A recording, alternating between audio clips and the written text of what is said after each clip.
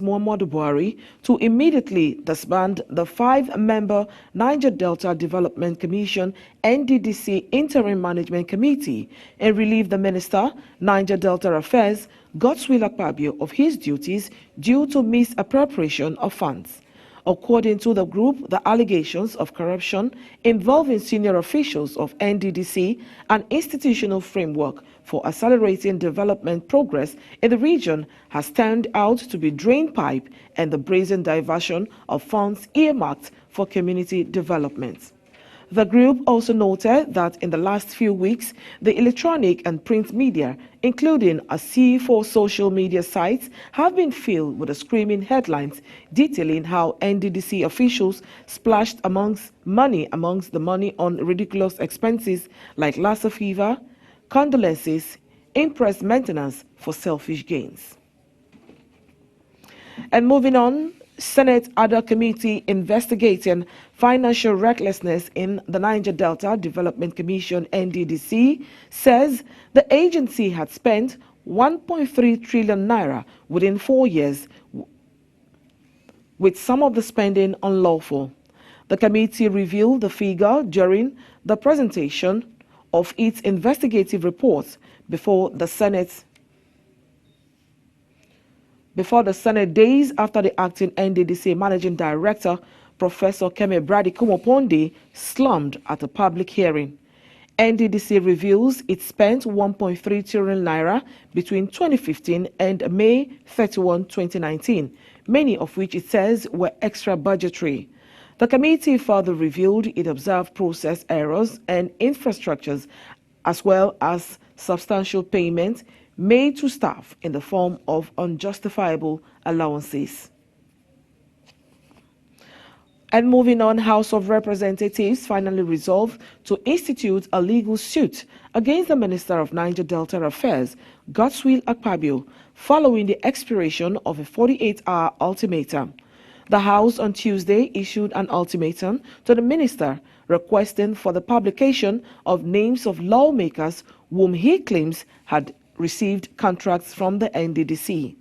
In the report read by the committee chairman, Senator Olubimi Adetumbi, says the NDDC spent 1.3 trillion naira between 2015 and May 31, 2019.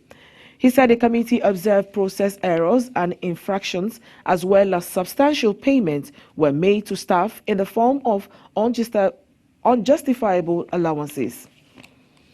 And moving on, still to come, COVID-19 crisis presents a biggest threat to UK's workforce.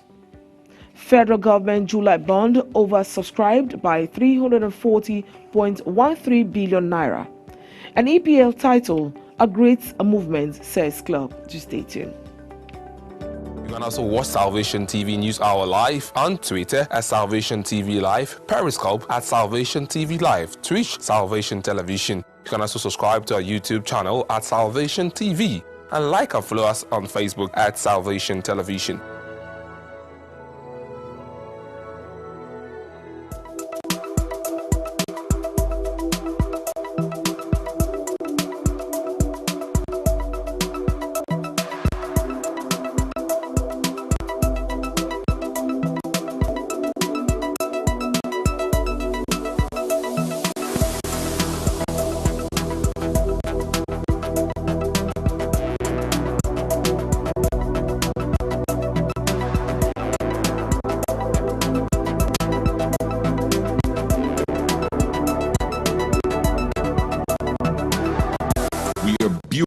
Consciously and unconsciously, we are children, the next generation.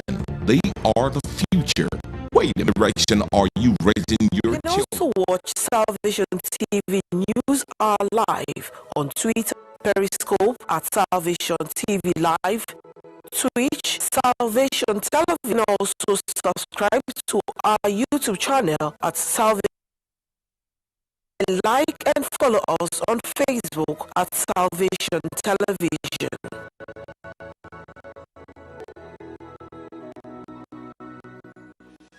Welcome back. You're watching the news at 7 on Salvation TV. Now the foreign scene. Prime Minister says government has consistently failed to recognize scale of challenge facing culture, sports and tourism. In a wide-ranging report, committee says ministers have consistently failed to recognize the scale of the challenge that COVID-19 presents to culture, sports and tourism, saying the response to the crisis by the Department of Digital Culture, Media and Sports have been hampered by the department's lack of spending power and a fundamental mismanagement across a government of the needs, structures and vital social contribution of sectors such as the creative industries. I'm afraid not, Kay. I mean, so our industry contributes about 120 billion.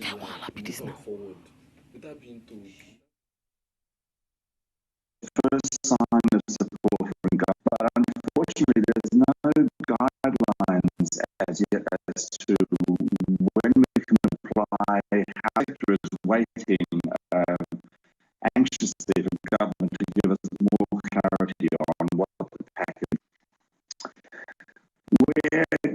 Northern British Island Secretary told newsmen that it is the right as British citizens for the Conservative Party to take donations from individuals boarding Marshall.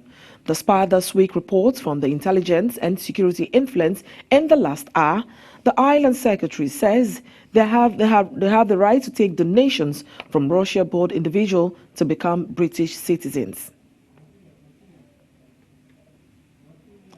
One of Britain's leading welfare workers says his department is expecting a surge in a number of vulnerable children who urgently needs help from social workers when pupils will resume to school in September. Director tells reporters that there could be an increase of 250% in referrals of children who need to be kept safe as lockdown continues. Micro, small and medium enterprises who are members of the organized private sector have decried inabilities to access loans offered by the Central Bank of Nigeria for MSMEs and household impact by the coronavirus pandemic. Report has it that those who applied for the loan through an online platform did not get an acknowledgement of their applications, while only a few got feedback from the organization. Central Bank of Nigeria has introduced a 50 billion naira COVID-19 targeted credit facility aimed at providing financial relief to household and small businesses. The Apex Bank says the loan disbursement will be based on the activity, cash flow, and industry size of the beneficiaries. And still in business, Debt Management Office says the federal government bond for the month of July worth 130 billion naira auctioned on Wednesday were oversubscribed by 340.13 billion naira. The total subscription received for the bonds were 470.13 billion naira, comprising of 71.97 billion naira for the 12.5% January 2026 bonds, 60.32 billion naira for the 12.5% March 2035 bonds, 130.27 billion naira for the 9.8% July 2045 bonds, and 207.57 billion naira for the 12.98% bond 2050 bonds. Meanwhile, 12.5% January bond was offered for 25 billion naira, while the other three bonds were offered for 35 billion naira each. And still in business, Nigerian Customs Service Bond approves the promotion of 2,634 officers. This also follows the approval of the appointment of 5 Assistant Controller Generals, the dismissal of 1 Assistant Controller General, and the compulsory retirement of another, which, according to a statement signed by the Public Relations Officer, D.C. Joseph Attar. Minister of Finance, Budget and National Planning, Zainab Ahmed, presided over the 52nd regular meeting of the board where the decisions were taken. The newly appointed Assistant Controller General of Customs are Ahmed Boyi, Training and Coordination, Adewale Adeniyi, Commandant C&SC Gwangwalada, ACG Jack Ajoku, Strategic Research and Policy, Olakunle Ayekele, Doctrine, Development and Administration, and Eltin Edohe, Zonal Coordinator, Zone C. And now some news in sports. Former Super Eagles assistant coach Daniel Amokachi blames an indisciplined lifestyle and a failed transfer move to Bordeaux on Sunday in Mba's short-lived career. Mba, who scored Super Eagles' winning goal in the 2013 African Cup of Nations final, was released by Turkish club Yeni Malayespor in September 2017 and has not played competitively since then. Speaking on his program, The Bull Speed, Amokachi says Mba was a player with immense quality but suffered too many personal issues. And still in sports, Liverpool manager Jurgen Klopp says having the opportunity to lift the Premier League trophy at Anfield meant the world to him, despite having to do so in an empty stadium with fans shut out due to coronavirus. The Reds sealed a first top flight title for 30 years last month, but had to wait until after a thrilling 5-3 win over Chelsea in their final home game of the season to lift the Premier League trophy for the first time. Despite pleas of fans to stay away on the night, Liverpool finally got their hands on the trophy. Supporters crowded around the stadium even prior to kick-off, while the second half was accompanied by the constant cracking of fireworks by fans outside the ground.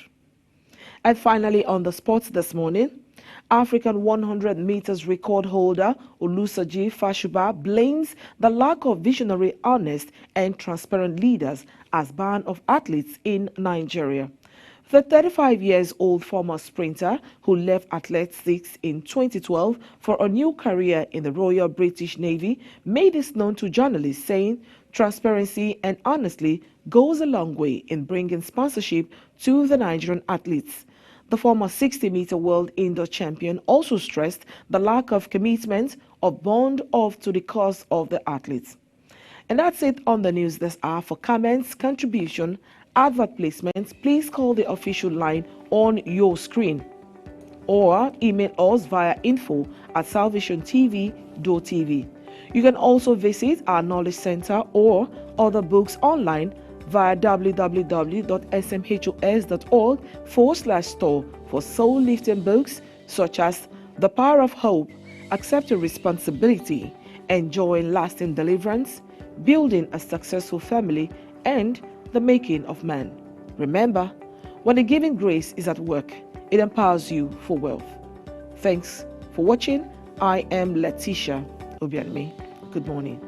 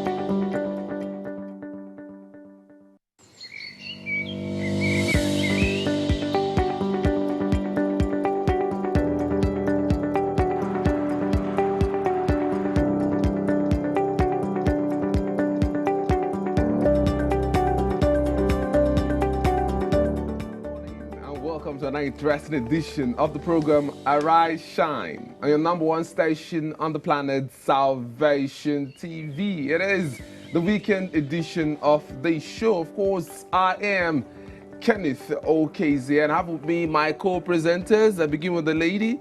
Okay, good morning and welcome to Rise Shine. I am your ever since lady Namaka Okidu.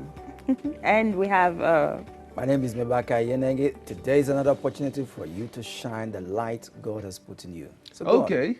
And of course, on Monday when we started, we talked about determination, we talked about stopping or defeating procrastination. And so I asked the question this morning. Hope you actually put into practice all we talked about, because from Monday to Friday, we hope that you've actually had results, because one thing we do here is try to inspire you, motivate you to getting the job done, okay? and it's a fantastic Friday, so you just know that procrastination is a thief of time. So you have to be determined at all points in your life to attain your desired aim. I like that. And of course, procrastination kills potential. That's what right. the wise man said. Like our daddy will say, that thing you want to do tomorrow, do it now. Exactly. Start small and then improve gradually, and then take one step at a time. You know, the journey of 1,000 miles begins with a step. So take the first step, and take the second, and take the third. Before you know it, you've done it. Exactly. that. And finally, you can start small, but never remain small.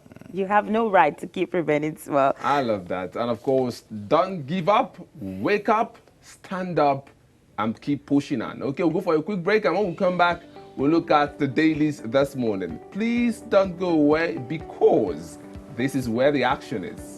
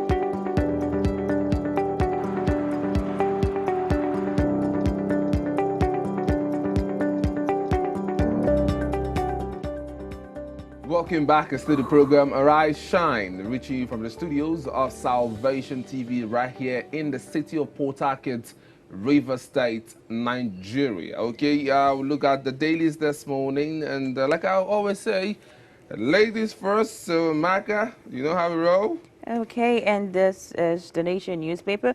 We're starting first with the Nation, and the first headline on the Nation says Lagos virus cases to rise next month. Writers under the story says PTF cautions on Idil Kabi. Okay, you can get more of that on page 25 on the Nation newspaper this morning. And this story has to do with schools resumption. This one says PPOs have November GCE option, says Minister. The writer there says July 30 Pali on resumption. All of that on page 25 on the Nation newspaper this morning. Okay, and to the Nation as well, it says, okay, we'll have Miss Mebaka take it, rather. Why Obaseki is after Akumbo, his firms, and that could be seen on page 13 or 23? 23. 23 on the Nation newspaper. That's just above the nameplate there. still on the front page. Okay. And it has riders, governor denies claims, still on page 23. But onto this one, it says Edo 2020, PDP leaders supplied documents used to nail Obaseki and ask governor to account for money received, says APC. And youths hail Isayam's simple agenda. You can get more of these on page 27 on the Nation newspaper this morning. And below that story is PDP will defeat Akara Delu, says Jigede. All right, PDP will defeat Akara Delu, says Jigede. And the writers indicate it is an illusion. It is an illusion. You can get all of that on page 25. The drama gets a lot intense as we come closer to the elections. Okay. The banner headline says Senate seeks sack of NDDC IMC, refund of 4.9 billion naira. The saga continues. Indeed. And riders also on that banner headline says report exposes massive financial recklessness, and Apabio backtracks as House plans court action, and panel proposes invitation of anti-graft agencies. Can get more of that also on page 6 on the Nation newspaper this morning. And to the next story here, it says Buhari orders in Mali to make peace. Seems Nigeria's president is trying to make peace Indeed. in West African nation. And there's an interesting picture there. Buhari orders in Mali to make peace. But you know, there were actually reactions to this party. Yes. Is that for the first time? Some president The president was Mr. President had to wear a face mask. Not even That's wearing a even face a mask. side. Not Yes, even- that was one of The them. issue was, you're going to make peace in Mali. How is Nigeria? Indeed. Has That- the that's peace according been to resolved? Nigerians. So peaceful. All right. So peaceful indeed. There's nothing more else to say. Some people were saying, you're actually going to make peace in Mali? What's happening here in Nigeria? Have you Charity fixed begins it? at home. Indeed. I'll tell you something. Yes. It's tragic. I have to be serious about it. That was on Wednesday, where Boko Haram, a video surfaced online, Boko Haram beheaded, workers in Borno State. How drastic. There have been lots of scores of kidnapping, terrorism here and there. And, it's hard time that we look at those issues. We'll look at those issues when we return from this break. Okay, let's go right, please. Okay, but moving on. Now, let's go for a break. Oh, okay. Let's go for a okay. break. All right, let's go.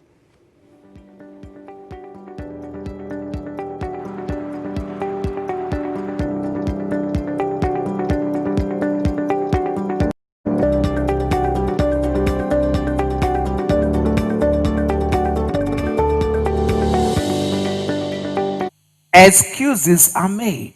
They are made. You can always make excuses if you want to. Excuses limits. They are limiters. They stop you from maximizing your potentials.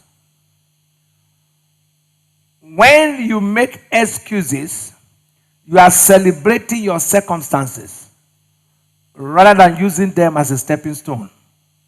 So I'm going to give you example of those who had every reason to give excuses, but they made it.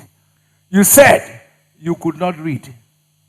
I will show you Floyd Mayweather and Fantasia Barrino.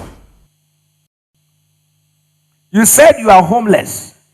I'll show you Tyler Perry and Tafina Handish. You said you thought you could not get past the dark place. I will show you Jennifer Hudson. You said you were nothing but a drug addict. I will show you Samuel L. Jackson.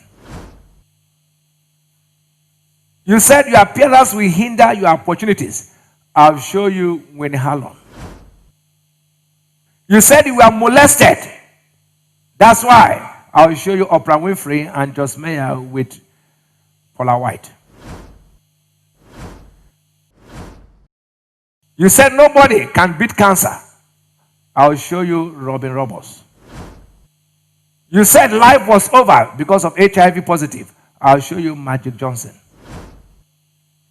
You said the odds were against you because you were adopted. I'll show you Nelson Mandela and Maurice Cerullo. You said nobody would listen because of your speech impediment. I'll show you T.D. Jakes. And Benny Hinn, who was a stunted stammerer, including Moses in the Bible. You said your father wasn't around and your mom struggled. I'll show you LeBron James and Belkacem.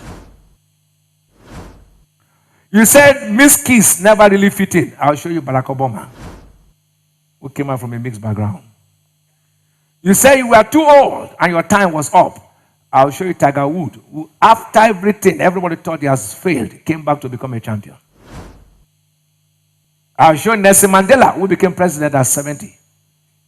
If you think you are very old. I can tell you about many and many. Morgan Freeman, Sarah Jakes Roberts, Curtis James Jackson, even 50 Cent. Terry J.P. Hilson, Nick, the man without hands and legs. David Biomie, etc. Through this, I'm tired of giving you examples. For every excuse you give up, there's somebody who has used that excuse to move forward.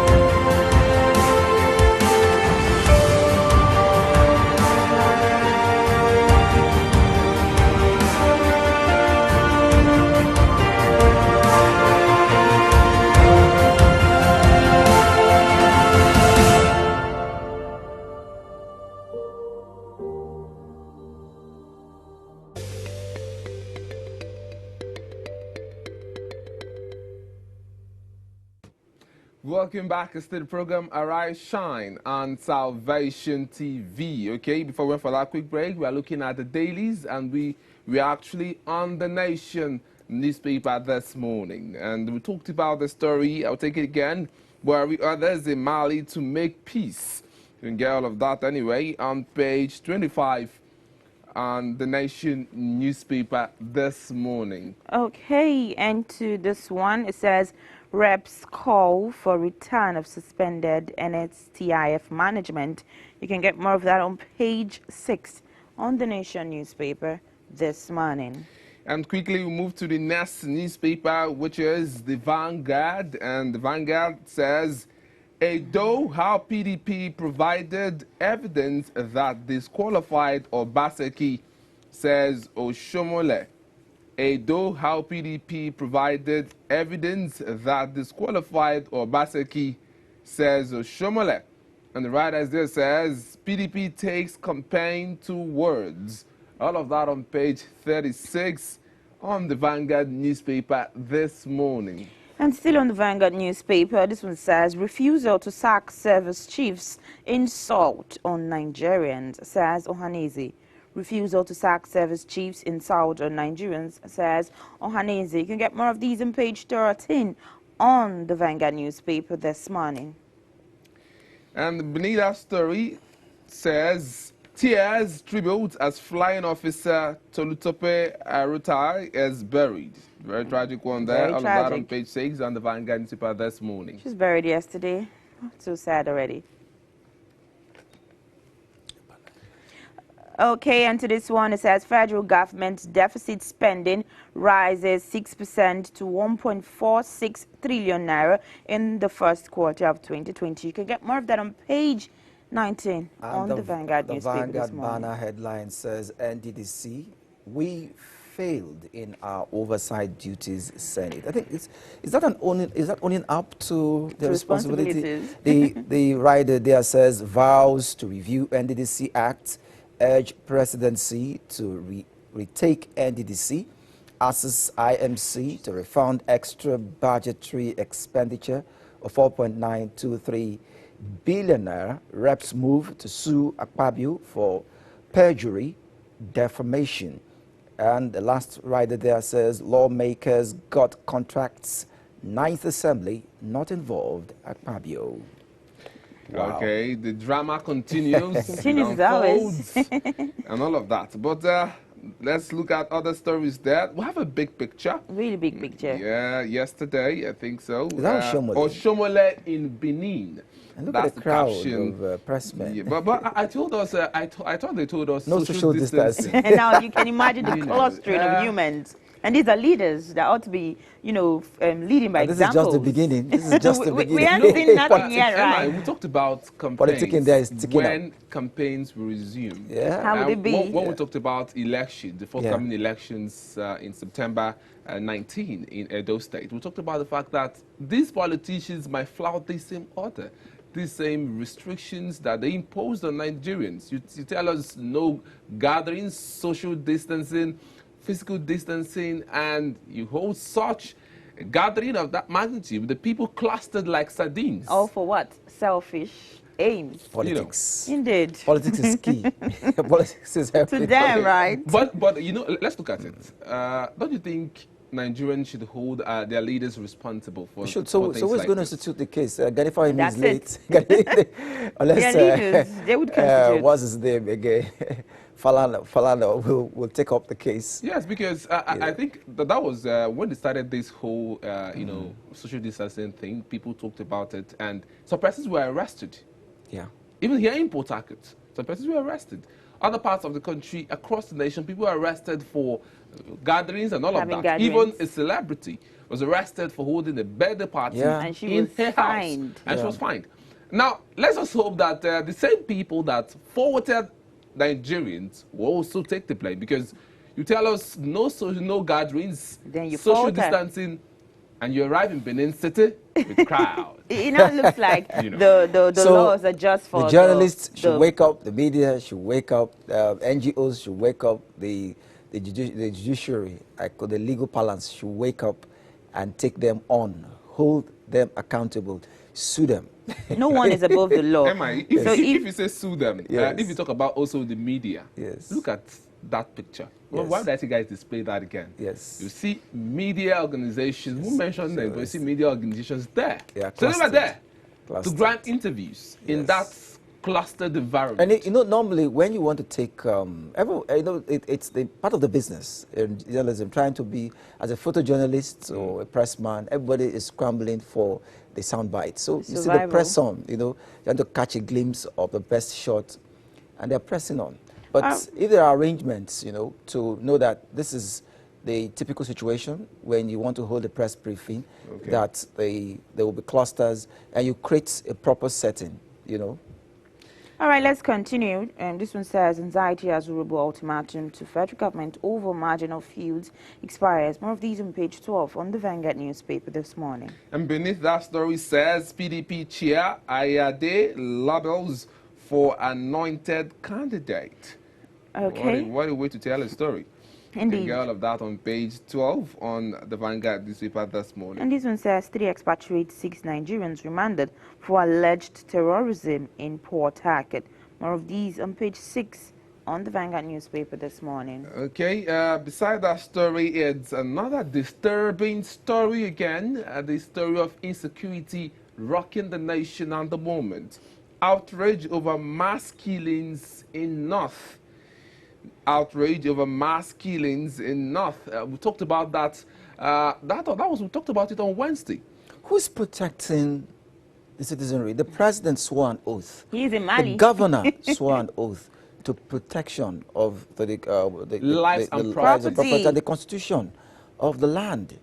So Who are you protecting? If they wipe away your subjects, they wipe away your citizens. Why are you now there? Why? What's the essence? Okay, Emma, we talked about that the Senate did ask the service chiefs to step aside, and the president said he has the prerogative to do that. So it's a prerogative now. And he said he's going to do that in the interest of the nation. Okay. Now, my question, or my school of thought, or my reasoning this morning is, when is he going to act in the interest of the nation? Because on a daily basis, we hear scores of deaths, Persons being killings. killed. I told you something when we Racketing started. everywhere. That was on Wednesday. There was a viral video online. Boko Haram, broad daylight, beheaded Nigerians. can And no one is imagine. talking about it. There's no reaction. There's no swift action. But someone has traveled To Mali for peacekeeping. When your country, Nigeria, is rocked with so many insecurities right now. It's really laughable. Because the bulk of our security as a nation rests on the table of the president. Okay. Okay. Now, these things have been one too many. Yes, they've been on before he came on board, but one of his campaign promises was this. He said, when I come into office, Boko Haram will be a thing of the past like 6 months. in months. But now we're counting years. Okay. And it's 5 like years. it wasn't. Every life is important. Every life. Just as the life of the president and his family are important, every life is important. Just as it's been given optimal security, every life in Nigeria should be given optimal security. That's Okay, it. indeed. So let's not dwell on that before you get too So emotional that's, already. So that's let's another keg continue. of Yes. worm that we Nigerians have to deal with. Okay. It did. And especially the Senate that who are there on our behalf. Okay, okay. This should be a priority. All right, and this one says Nigerians have lost confidence in their government, says ex-US envoy. You can get more of these on page 7 on the Vanguard newspaper this morning. And to their story there, governors CBN to sign MOU on Anchor Borrowers Program. All of that on page 7 on the Vanguard newspaper this morning. Okay, quickly, let's move on to the next newspaper, which is This Day newspaper. And on to this day, we'll take the first one. It says federal government targets 18 trillion naira in new revenue drive. You can get more of these on page 50 on This Day newspaper this morning.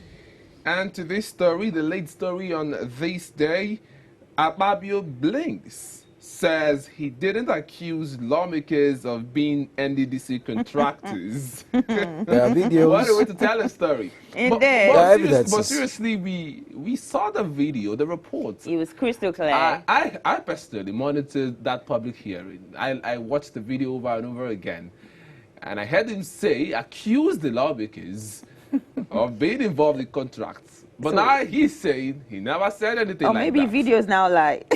Maybe. courts will what do we tell. do? What do we do? Okay, you know, in Nigeria, most times, adding some comic relief to this, if someone says something, you just better counter that person that time. Or else the person will tell you, I never said that, even with a clip. With the reactions of people saying, what's happening? Off the mic is trending everywhere. Okay, anyways. Okay, the writer's under that story says, House threatens lawsuit probes police invasion of Noah's residents. Senate demands agencies IMC dissolution, refund of 4.923 billion naira. Okay, and quickly, Oshomole PDP provided evidence that nailed Obaseki.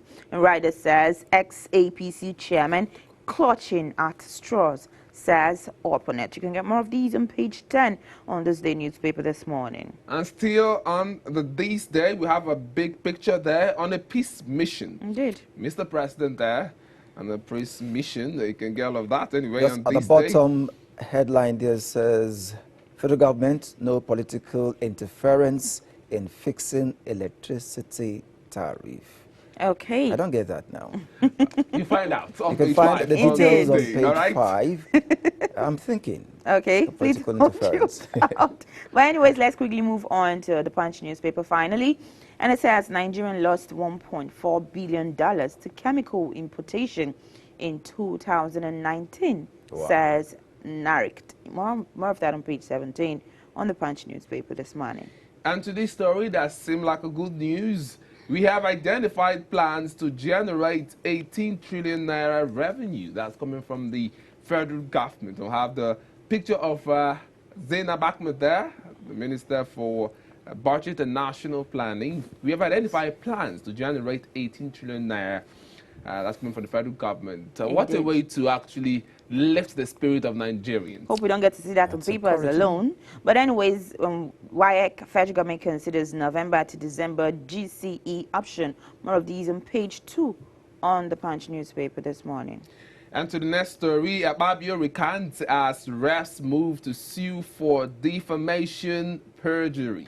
Akpabio recants as reps move to sue for defamation and perjury. All of that on page 8 on the Punch newspaper this morning.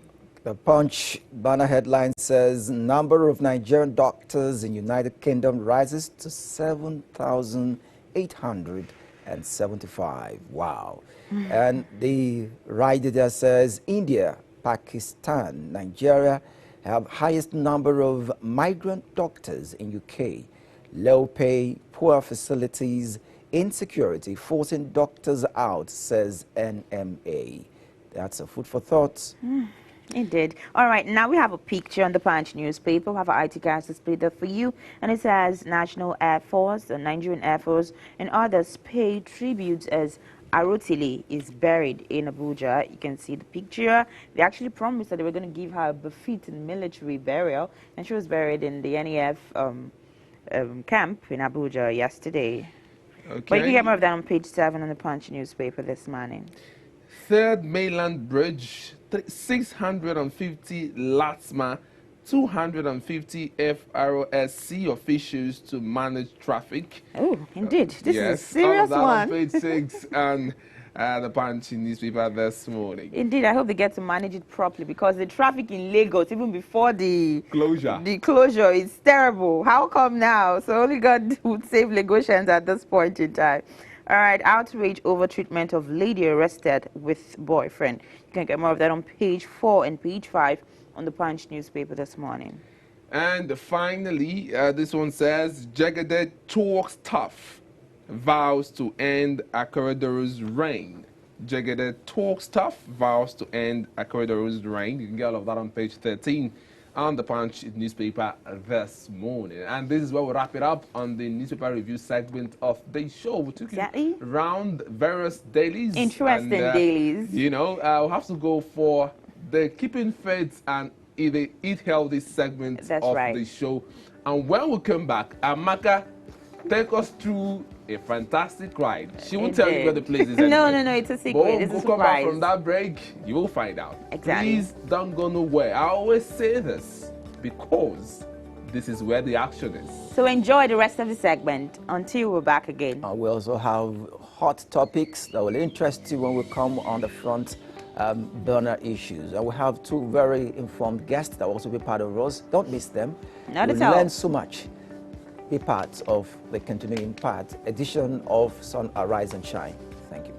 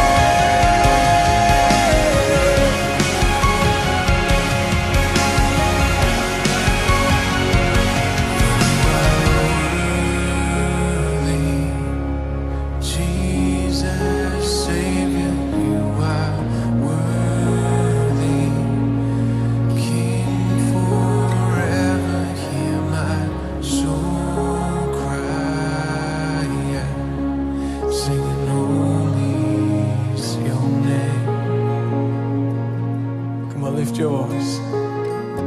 Singing holy, high like heaven, singing God Almighty,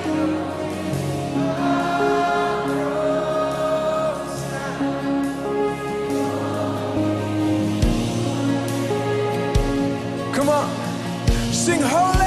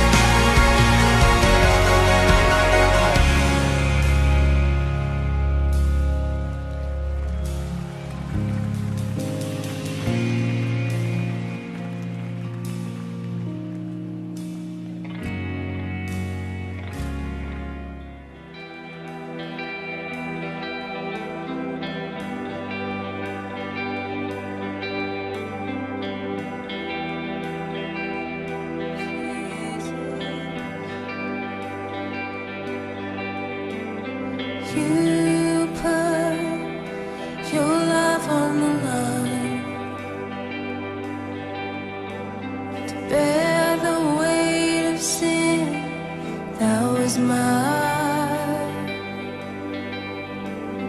washing my river of wrong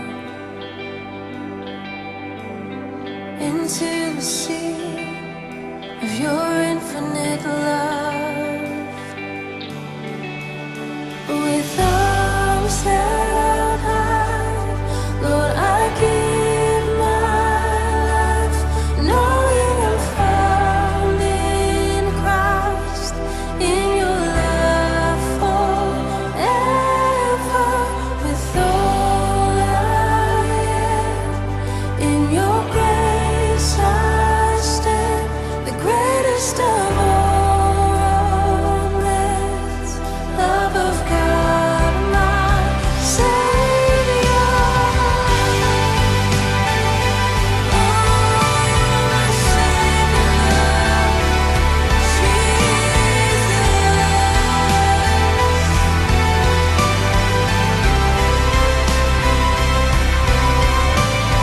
mercy rolls like hurricane winds, furious love lay waste to my sin. With arms held high, Lord, I give my life, knowing I'm found in Christ, in your love forever. With all I am, in your grace I stand, the greatest of all romance, love of God, my Savior. Oh, Jesus.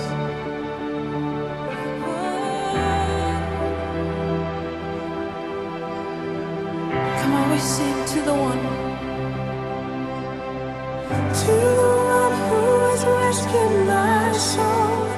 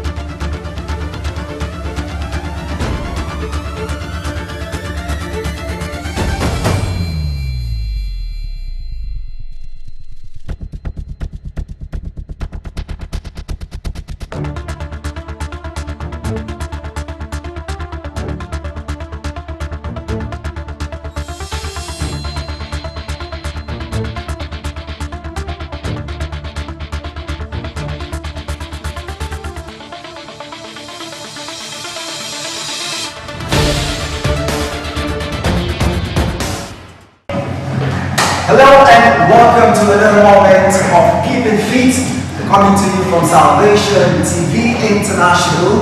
It's very important that you keep fit every day before you leave your house for work or your various endeavors, because living healthy should be your way of life. And to do that, make out time every morning, maybe in the evening, but very importantly, like in the mornings, before you get out, pump up your energy so that you get out and do your best. Alright, so today I tell you my instructor. Let's go. Alright, so for today's workout, we're doing more of the cardios, which helps the heart beats pump properly and also parts of the to function. Okay, first things first, we need to stretch, like I always say. You have to stretch before every workout. From simple to complex. Easy does it. Alright, ready? Let's go. Hands out. 1, 2, 3, 4, 5, 6, 7, 8, 9 and 10. Sweet. This way. 1, 2, 3, 4, 5, 6, 7, 8, 9, 10. Other side and sweet. Go. 1, 2, 3, 4, 5, 6, 7, 8, 9 and 10. Alright, this way. Take it down. Stretch. Keep it all stretched out. 1, 2, 3, 4, 5, 6, 7, 8, 9, and 10. Switch other side. Go 1, 2, 3, 4, 5, 6, 7, 8, 9, and 10. And this way. Hold it there. 1, 2, 3, 4, 5, 6, 7, 8, 9, and 10. Alright, get up right now. Hands to the back. Right hand this way. And pull with the left. A bit. Tip down. 1, 2, 3, 4, 5, 6, 7, 8, 9, and 10. Shake it up. Alright, let's go.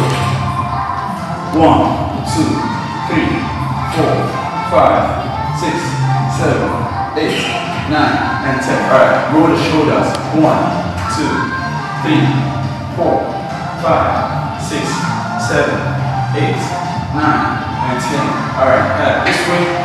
Push it out, all the way back to the head. Backwards. 1, 2, 3, 4, 5, 6, 7, 8, 9, and 10. Tilt it down. Take it down. Down. Keep the knees locked. Legs be folded.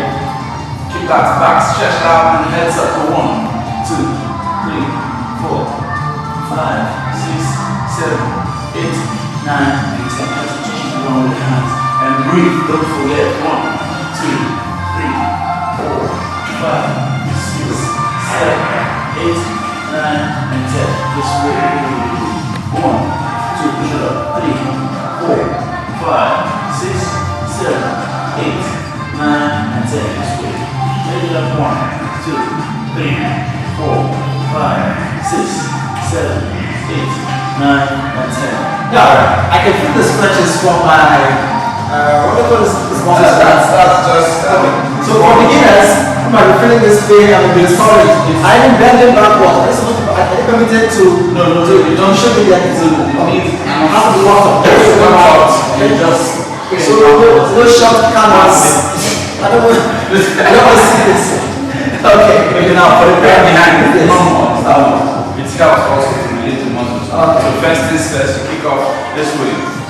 Just take your time and breathe. 1, 2, 3, 4, 5, 6, 7, 8, 9. Knees up. 1, 2, 3, 4, 5, 6, 7, 8, 9, 10. Roll that down. 1, 2, 3, 4, 5, 6, 7, 8, 9, and 10. Hit 1, 2, 3, 4, 5, 6, 7, 8, 9. One more time. Keep it up. Go. 1, 2, 3, 4, 5, 6, 7, 8, 9, and 10. Alright, now you notice your body is ready. So this is just one more. So this is just one. So now let's get down to the main do for the day. Let's go. Alright, let's go. You ready? Alright. 9, 7, 1, 2, 3, 4, 5, 6, 7, 8, 9, 10. Go. 1, 2, 3, 4, 5, 6, 7, 8, 9, 9, 10 more. Go, go, go. 1, 2, 3, 4, 5, 6, 7, 8, 9. Now, 1, go. 1, 2, 3, 4, 5, 6, 7, 8, 9, 10. Go, go, go. 1, 2, 3, 4, 5, 6, go. 7, 8, 9, 10. Give it a go. 1, 2, 3, 4, 5, 6, 7, 8, 9. Stretch out. Go. 1, 2, 3, 4, 6, 7, 8, 9, 10. Go, go, go. 1, 2, 3, 4, 5, 6, 7, 8, 9, 10. Give it up. 1, 2, 3, 4, 5, 6, 7, 8, 9, 10 more. Go on. 1, 2, 3, 4, 5, 6, 7, 8, 9. Keep going. 1, 2, 3, 4, 5, 6, 7, 8, 9, 10. Go, go, go. 1, 2, 3, 4, 5, 6, 7, 8, 9, 10 more. Go. 1, 2, 3, 4, 5, 6, 7, 8, 9. Take it up. Go, go. 1, 2, 3, 4, 5, 6, 7, 8, 9. Take go, go, go. 1, 2, 3, 4, 5, 6, 7, 8, 9. 10 more. 10 more. Go. 1, 2, 3, 4, 5, 6, 7, 8, 9. Go, go, go. 1, 2, 3, 4, 6, 7, 8, 9. Take go, go, go. 1, 2, 3, 4, 5, 6, 7, 8, 9. 10 more. 10 more. Go. 1, 2, 3, 4, 5, 6, 7, 8, 9. Love that part. 1, 2, 3, 4, 5, 6, 7, 8, 9, 10. Go. 1, 2, 3, 4, 5, 6, 7, 8, 9. And 10 more. Go. 1, 2, 3, 4, 5, 6, 7, 8, 9. And swing. Go.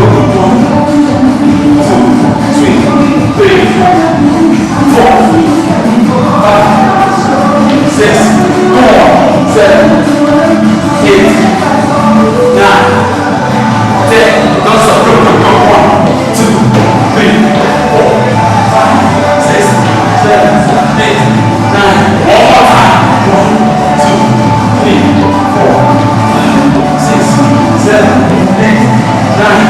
And 10. Go. 2, 3, 4. Please go. 6, 7, 8, 9, 10. Go. 1, 2, 3, 4, 5, 6, 7, 8, 9. One more time. Go.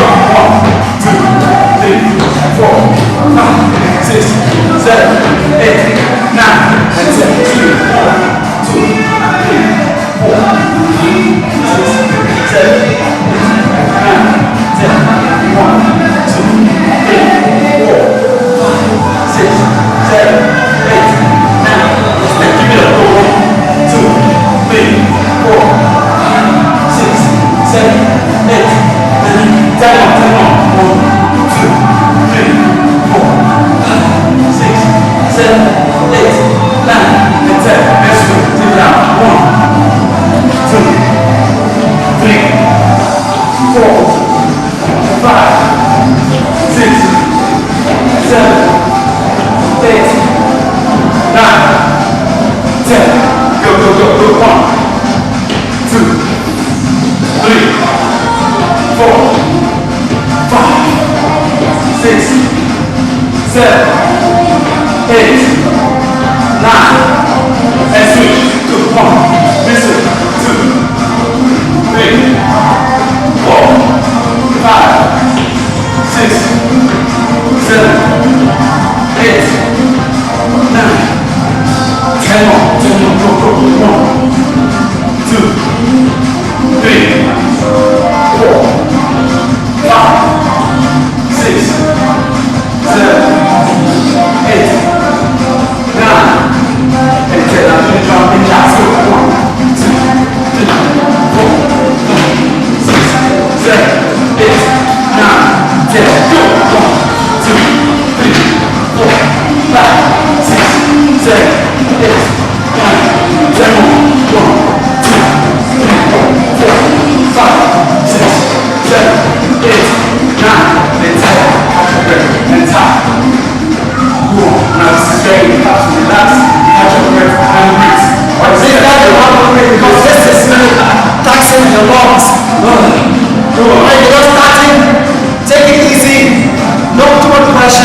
Slow and steady. Do the right thing. Get the right steps. Keep doing it. And then you increase your pace and attention and the time and you get better. But don't give up. Wait until you take it out of me. Yeah. Because every time you come from your mouth here, you should just don't pass through. Learn to control your breath. Okay, so you don't have these difficulties in breathing later on. Alright, ready? Let's go this way. 1, 2, 3, side, 4, 5, 6, 7, 8, 9, 10, 1, 2, 3, 4, 5, 6, 7, 8, 9, 10, go, go, go, 1, 2, 3, 4, 5, 6, 7, 8, 9, 10, go, go, go, 1, 2, 3, 4, 5, 6, 7, 8, 9, and 10, go, swing, tap. 1, 2, 3, 4, 5, 7, 8, 9, 10 more. 1, 2, 3, 4, 6, 7, 8, 9. One more time. Go, go, go, go, go. 1, 2, 3, 4, 5, 6, 7, 8, 9. Tap. 1, 2. Not to get started. As you change the exercises, it gives you time to recover. Yeah. 1, 2, come on.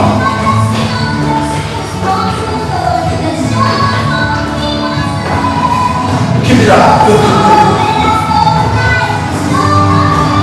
10 more. Go. 1, 2, 3, 4, 5, 6, 7, 8, 9, and 10. Alright, let's go. Leave it up. 2, 3, 4, 5, 6, 7, 8, 9, 10 more. Go 1, 2, 3, 4, 5, 6, 7, 8, 9, and switch. 1, 2, 3, 4, 5, 6, 7, 8, 9, 10. 1, 2, 3, 4, 5, 6, 7, 8, 9. One more time. Go.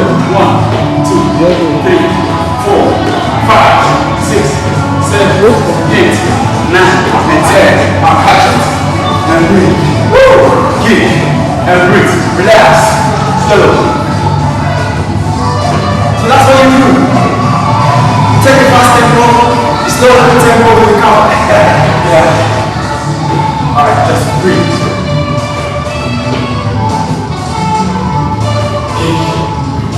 Relax. Make sure you're breathing very, very well. Alright, breathe up. Go.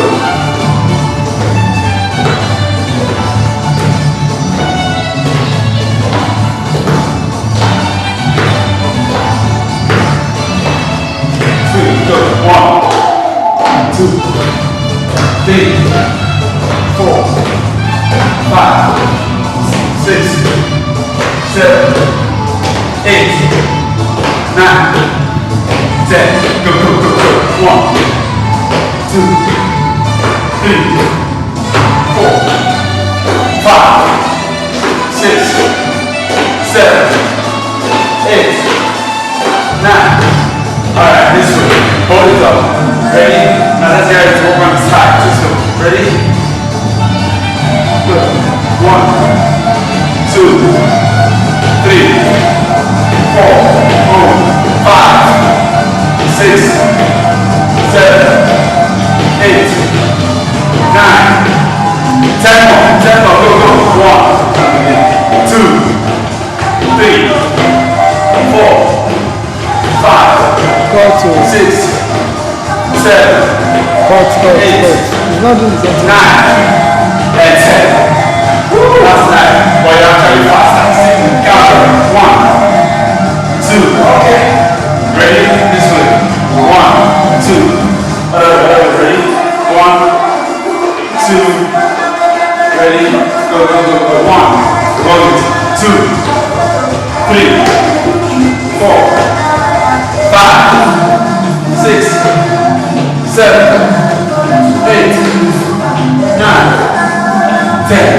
One more time. 1, 2, 3, 4, 5, 6, 7, 8, 9, 10.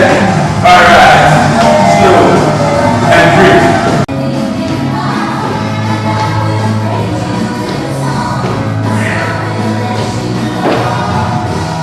All right. This week, stop side. 1, 2, 3, 4, 5, 6, 7, 8, 9, 10. 1, 2, 3, 4, 5, 6, 7, 8, 9. One more time. Go, go, go, go, go. 1, 2, 3, 4, 5, 6, 7, 8, 9. Roll. Yes. Good. 1, 2, 3, 4, 5, 6, 7, 8, 9, 10. 1, 2, 3, 4, 5, 6, 7, 8, 9, 10. 1, 2, 3, 4, 5, 6, 7, 8, 9, 10 more. Go. 1, 2, 3, 4, 5, 6, 7, 8, 9, and 10. Let's go. Go. 2, 3, 4, 5, 6, 7, 8, 9, 10. Go, go, go. 1, 2, 3, 4, 5, 6, 7, 8, 9. One more time. 4, 1, 2, 3, 4, 5, 6, 7, 8, 9. Go. 1, 2, 3, 4, 5, 6, 7, 8, 9, 10. Go. 1, 2, 4, 5, 6, 7, 8, 9, 10 more. 1, 2, 3, 4, 5, 6, 7, 8, 9. One more time. Go. 1, 2, 3, 4, 5, 6, 7, 8, 9, and 10. Let's go. Go. 1, 2, 3, 4, 5, 6. All the way back. 9, 10. 1, 2, 3, 4, 5. See if you're fully your generator. 8, 9, 10. Go. 1, 2, 3, 4, 5, 6, 7, 8, 9, 10. Go, go, go. 1, 2, 3, 4, 5, 6, 7, 8, 9. One more time. 1, 2, 3, 4, 5, 6, 7, 8, 9. And twist. Go. 1, 2, 3, 4, 5, 6, 7, 8, 9, 10. Go, go, go. 1, 2, 3, 4, 5, 6, 7, 8. Go, go, go. 9, 10 more. 10 more. Go, go. 1, 2, 3, 4, 5, 6, 7, 8, 9, and 10. All right. And breathe.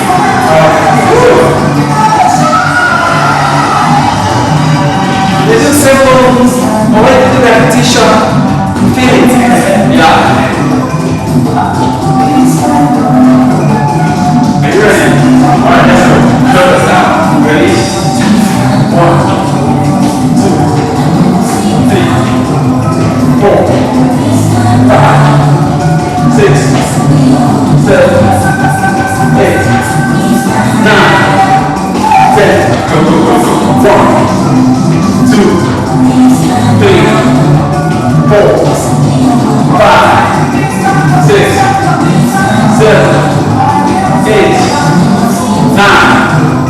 10 more. 10 more. Go, go. 1, 2, 3, 4, 5, 6, 7, 8, 9, and 10. All right, this way, top down. On that go. 1, 2, 3, 4, 5, 6, 7, 8, 9, 10.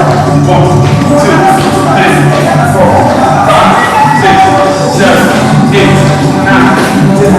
1, 2, 3, 4, 6, 7, 8, 9. One more time. Go. 1, 2, 3, 4, 5, 6, 7, 8, 9. All right, let's wait. 2 down. And breathe. And breathe. And breathe. Just stop. And breathe. This was the rest of my stability because as you're doing this, you're suffering your neck. Your joints are affected. Yeah. You know?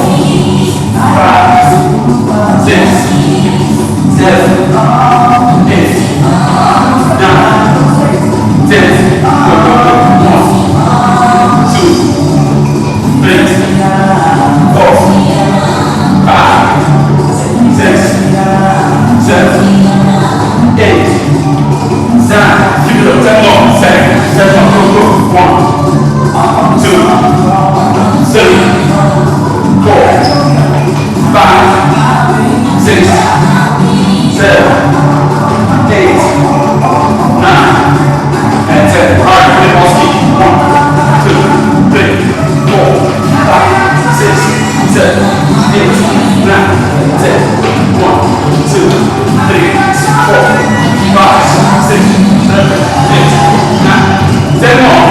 1,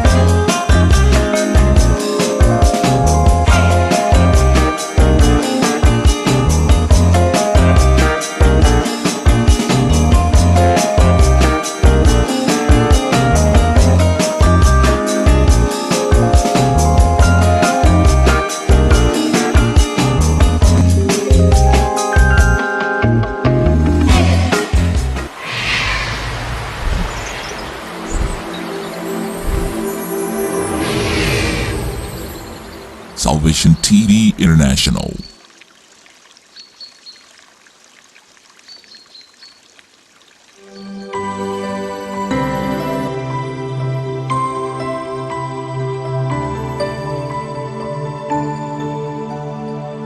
Get spirited in Salvation TV International. Looking for how to administer communion in an easy, convenient, and hygienic manner? Search no further as Sacred Communion Nigeria Limited will take care of all your needs with their pre-filled communion cups prepared in the most hygienic manner to hold the wafer and wine suitable for all congregation. It is economical, time-saving, 100% grape juice. Contact us now on 0802 318 2664 or 0806 918 4324. Email sacredcommunionwine@gmail.com. Visit us today at Sohum Kudenda Industrial Layout, Kachia Road, Kaduna. You can log on to www.sacredcommunionwine.com. Sacred Communion. Communion made easy.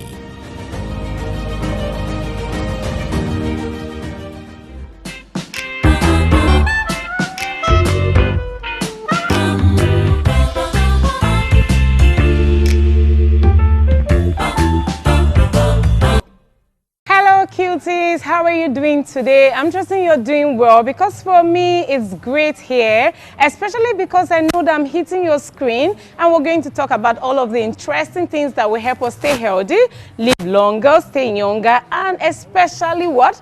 Have our self-esteem. Is the program Nourish Your Body, coming to you from Salvation TV, and I remain your lady, Ekpiobari Ogborugbani, aka the Complete Woman, aka the Juice Doctor. Once again, today we're going to be talking about all the exciting things that you need to do to stay healthy. Stay tuned. Enjoy a life free from the shackles of sicknesses and diseases, a state of well-being that is embodied in Christ. Get deeper insight on how to be in health and never fall sick. God's servant David Ibiomi authors books that will give you a healthy life in Christ and make you enjoy healing is your covenant right. Books that administer 100% health to your body as you eat and digest them. They include Walking in Divine Health, God's Medicine, Miracle Hands, Miracle in Your Mouth. Hurry now, buy these life-changing books and enjoy divine health.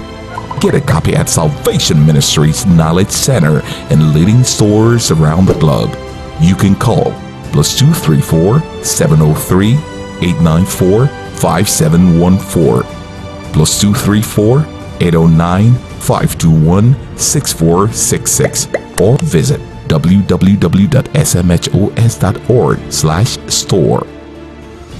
Welcome back. So yeah, remember I promised that today's episode is going to be really interesting. You're going to be learning something new and something great. I'm sure a lot of you are excited because we're going to create recipes today. We're going to learn one more things, and you want to experiment all of those recipes that we created and also have the yummy effect. But you know what? Today we're not going to do any of those yummy things. No, you don't need to be disappointed. Oh no, not at all. It's a whole long episode, so you're going to get to create enough recipes. You are going to create, I'm going to create, and we're going to always do something very delicious and very yummy. Delicious and very yummy, right? So you don't need to give me that face, okay? It's going to come out right. But on today's segment, we're going to be talking about water therapy. Yeah, right. You heard me. Water therapy. Yes. Did I just get that face? Yes, water therapy. We're going to be talking about why water is important. Of course, water is very vital. It plays a vital role to our well-being. So we should talk about it. You're actually nothing without water.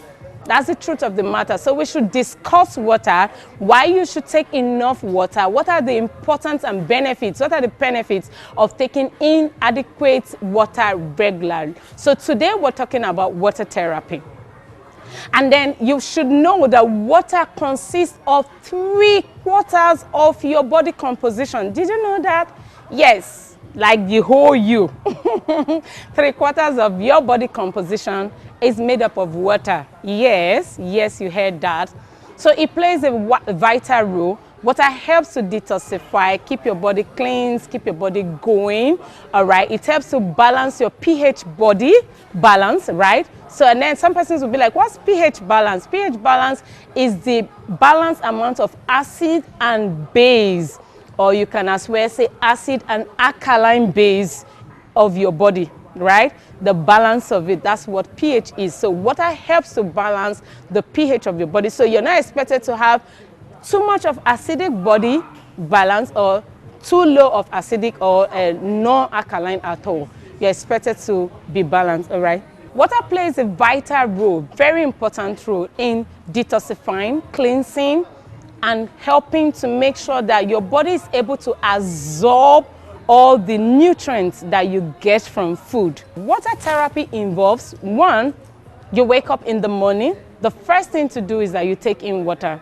So a lot of persons get to ask me, how are you able to maintain this body?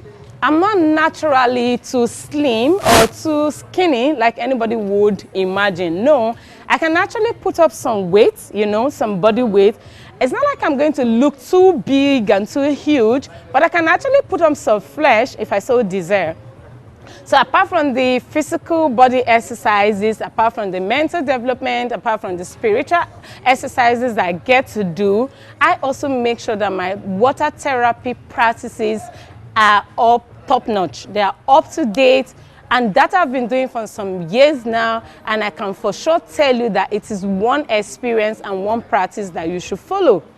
So you wake up in the morning, the first thing you're expected to do, even before you get to brush your teeth and clean your mouth, you're expected to drink at least 1.5 liters of water. Yes, that is to say you're expected to have at least 4 to 5 glasses of water every morning. Some persons are not able to take it. Some persons say, oh, when I get to take water in the morning, oh, there's too much of rumblings in my stomach. I feel like I want to puke. No, I cannot drink so much water in the morning. Yes, we understand that. But over time, when you keep practicing and keep following up and keep going up to date with your water therapy, it's going to get too and very, very used to you that it's not going to give you any problems anymore. Okay, so you wake up in the morning, you take 4 to 5 glasses of water in the morning. What does this help you to do? It helps to detoxify your system. It helps to clean your system. So I'll give you an example. For instance, you're ready to set out your car for per day. What do? You check with your water in your radiator to make sure that the car has enough water to keep it going per day, right? That's exactly what you should do. By the time you take in your water, you're actually checking with the radiator of your body to be sure that it has the adequate water to take you round that day. Now, what happens to people that do not take adequate intake of water? You have them having migraines, you have them going through undue stress. Some persons even get to experience hypertension and all of that and all of the diseases that you do not look out for. So there was once I was having an experience, so I started having this very fast heartbeat. So some persons will call it heart palpitation, right? Some persons will call it that.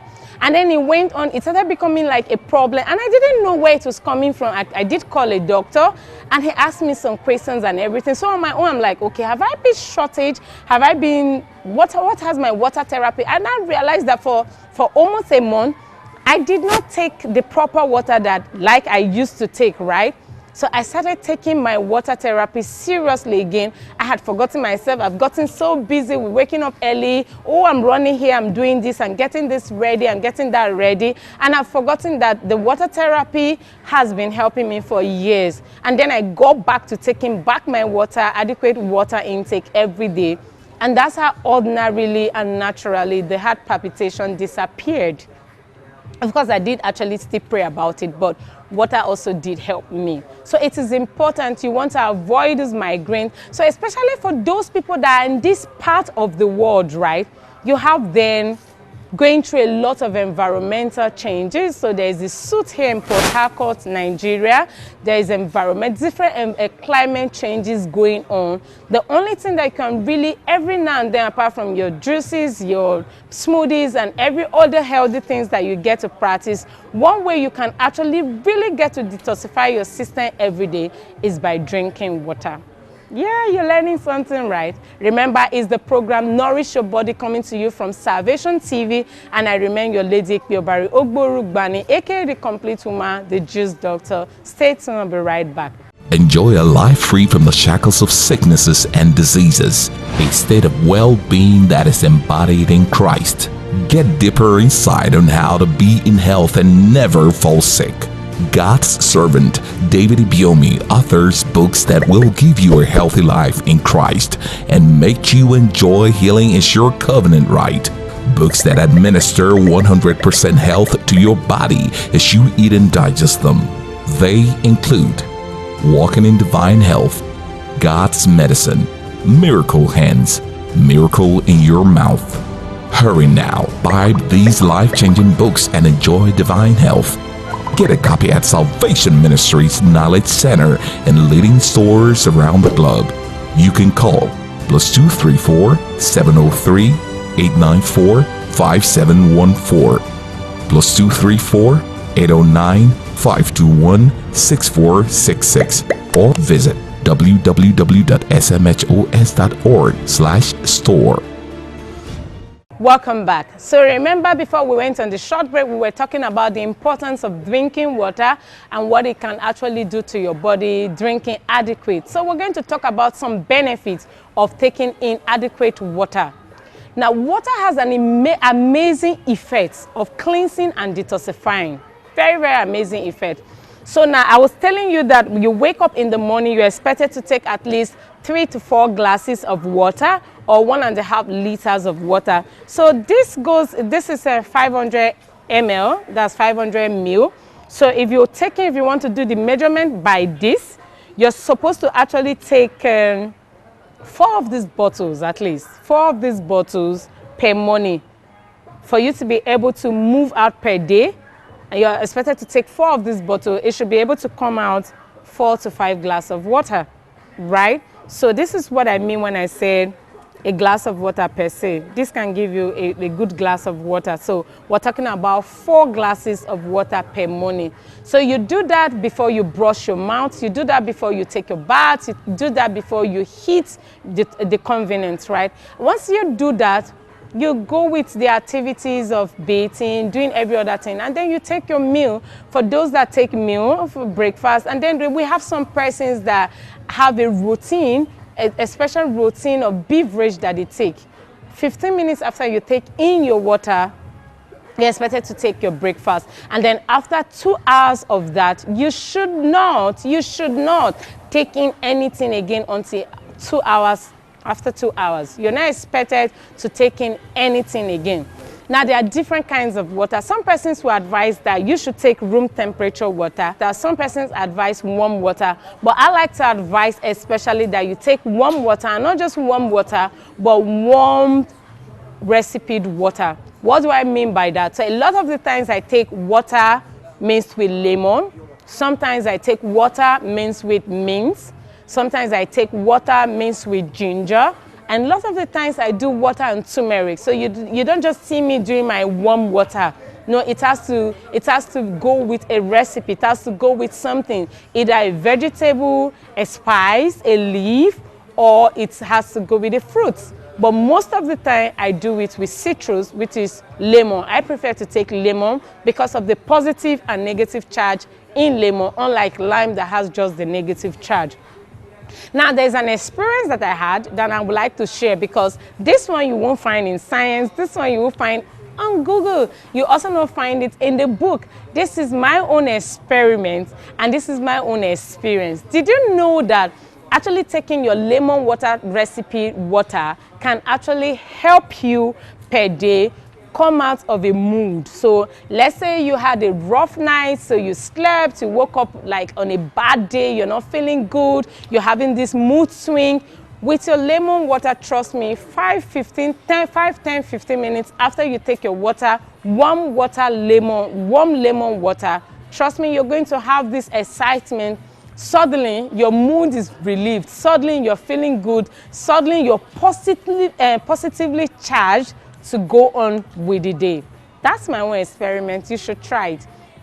So I'm going to be showing you in this water therapy segment different things that you need to do, how you can go about extracting your lemon and getting to mix with your water, how you go about mixing your mint with your water, how you go about mixing your turmeric, your ginger, and all of that.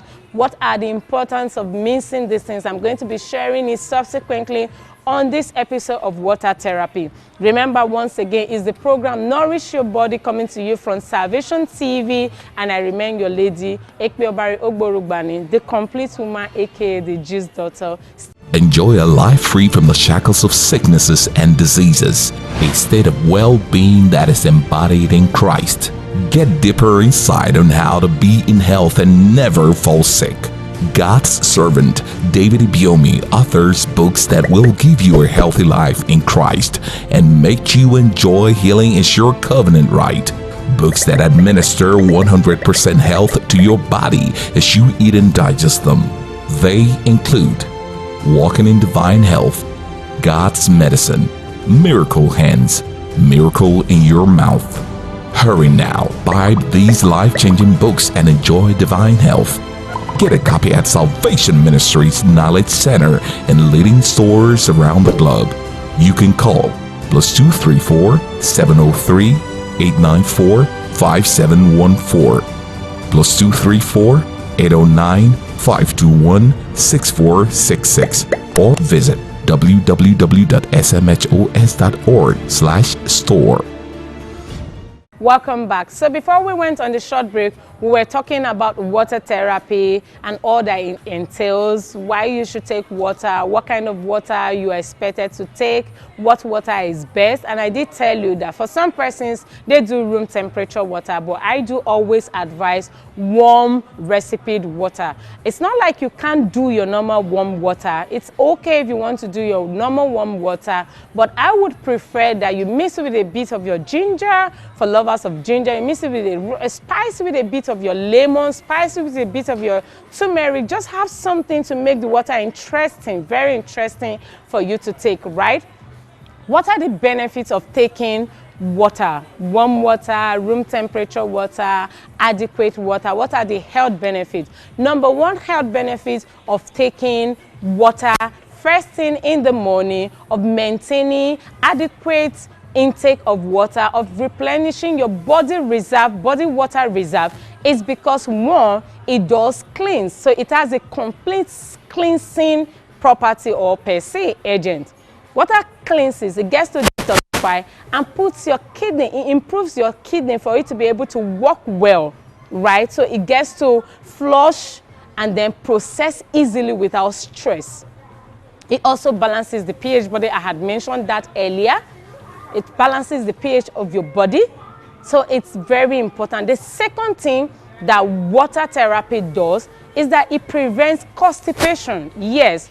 So how does it prevent constipation? When you take in adequate water every now and then, regularly, you're going to be able, you get your stomach ready to absorb the food nutrients. It gets your body to absorb the food nutrients, so it then breaks down easily and then it can flush out, so you don't wake up with bloated stomach. So in my juicy business, some persons will call you first thing in the morning and say, hey, Lady Gold, I don't know, I'm having this bloated stomach. Do you have something I can take?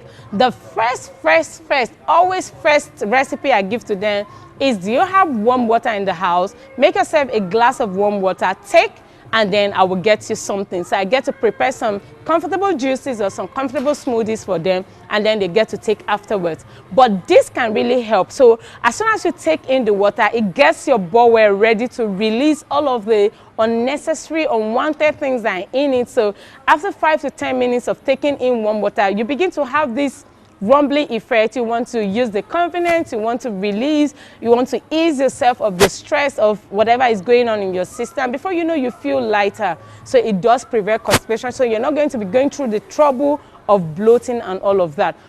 Water therapy also does improve muscles and cell regeneration. So it is very important. The third thing that water therapy does is that it prevents dehydration. So remember when I gave you an example of your car, you're ready to set out in the morning, you check your radiator to be sure that you have enough water in the radiator that can help the car move every day.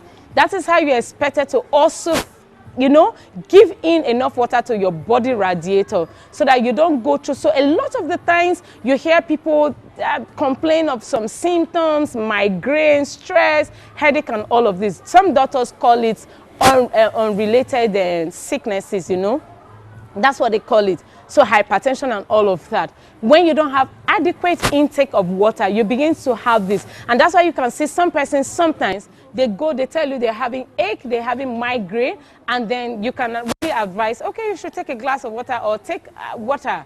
And then after a while, they tell you, oh, I'm feeling good. So they take enough water, they sleep, they wake up, they're feeling good. That is what water does. So it does prevent dehydration. You need the water to keep yourself going every day. It helps your skin feel supple, it helps you glowing, and it keeps you hydrated all day to heat and then build in everything that you need to achieve per day. So the last but not the least on my own health benefits of water therapy today is that it promotes weight loss.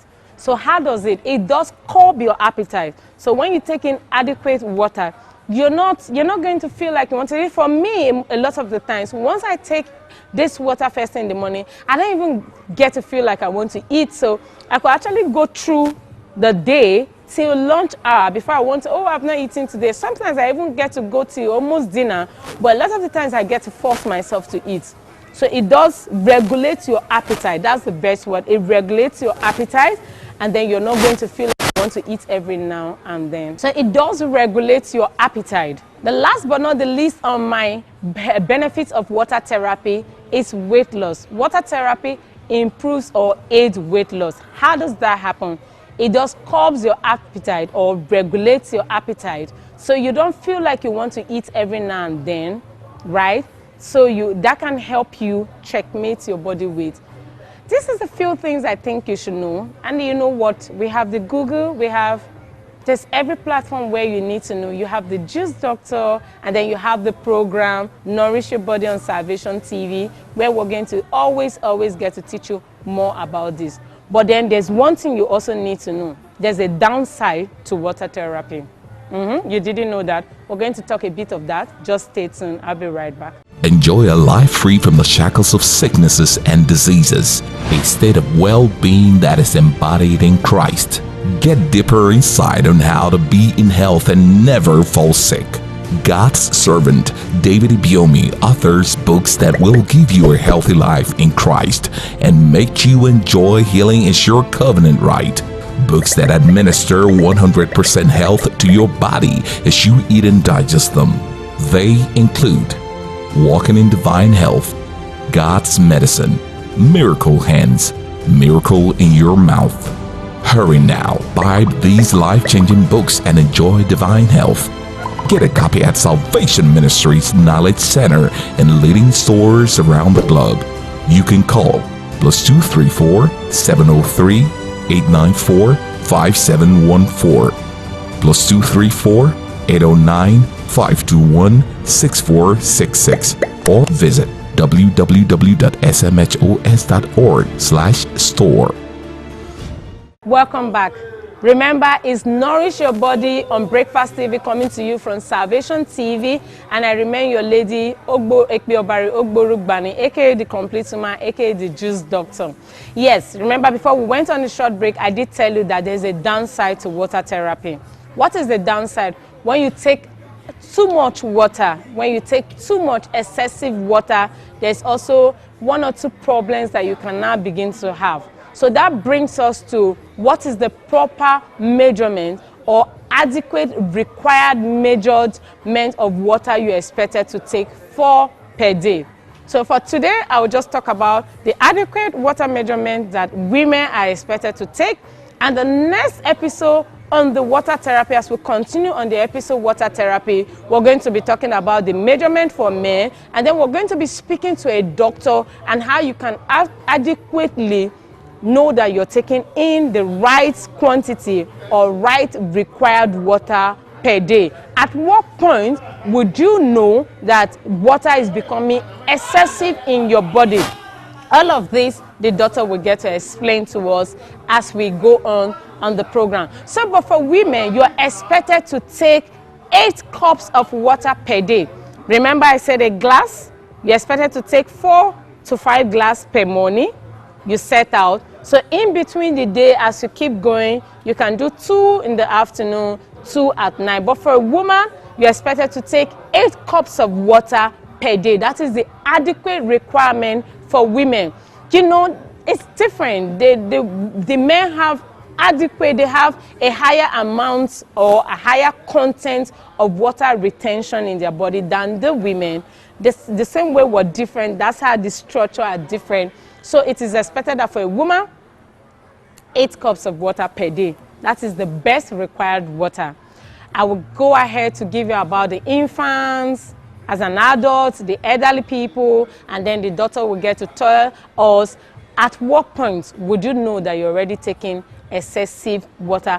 All of this is what we're going to be talking about in the next segment on the same program, Water Therapy, coming to you from Salvation TV. Do not forget, it's Nourish Your Body, and we're here to teach you everything that you need to do to stay healthy, to stay younger, to live longer for yourself, for the society, and above all, maintain a good body weight and feel good with yourself. I remain your lady, Ekpe Obari Ogborugbani, aka The Complete Woman, aka Juice Doctor. Love you guys. See, I see you next episode. Take care. Bye for now.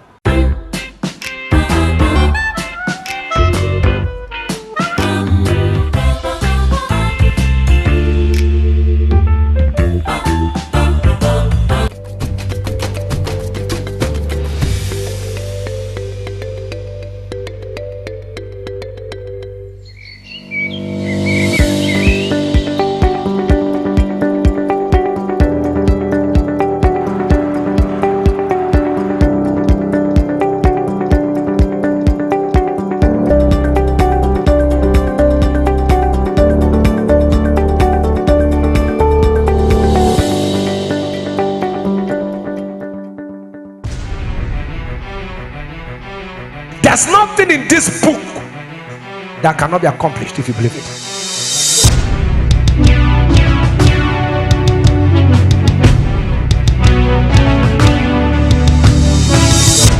Knowing stories in the Bible without knowing the Word is a quest in futility. Knowledge in the Word of God is your access to glorification. Today, light will shatter that challenge in your life. If you have the Word of God, you are sure of your... Stories only inform. It is knowledge that transforms. Knowing the stories without revelation makes you a historian. Whatever is written in God's Word is God prophesying to you. The Word and Prophecy brings you in-depth insight and analysis of God's Word. The Word and Prophecy, now showing weekdays, Mondays, Wednesdays and Fridays, 6 p.m. GMT +1, only on Salvation TV. Perhaps you're a woman with desires to learn more about your health, relationship, family or business, or a lady with dreams of a beautiful and godly home. Watch Hervantage, a revolutionary show that explores the beauty of God in women. Coming soon on Salvation TV.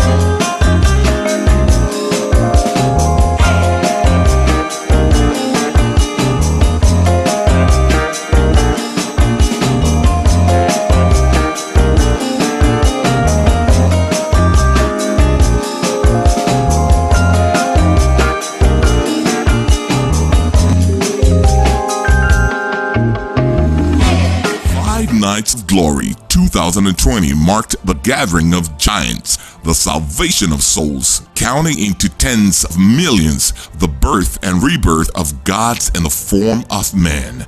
5 Nights of Glory 2020 marked the making of man.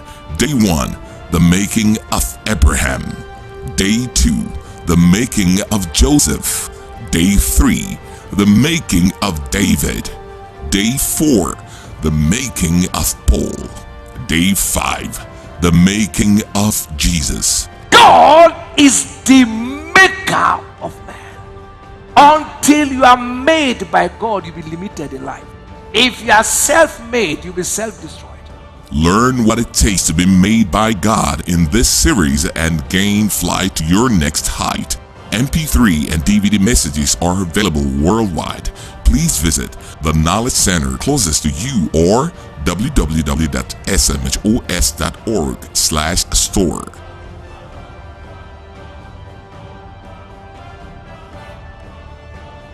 It all began with one service in one church, but now the times have changed.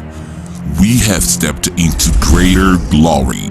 From one international headquarters to over 700 satellite churches worldwide, Salvation Ministries presents 7 awesome services with David Ibiomi. First service, 6 a.m. Second service, 7:30 a.m. Third service, 9 a.m. Fourth service, 10:30 a.m. Fifth service, 12 noon.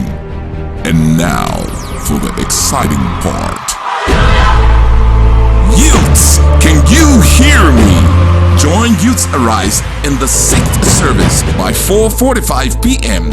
and 7th service business hour by 6 p.m. every Sunday at Salvation Ministries headquarters in all her satellite churches worldwide, or visit www.smhos.org.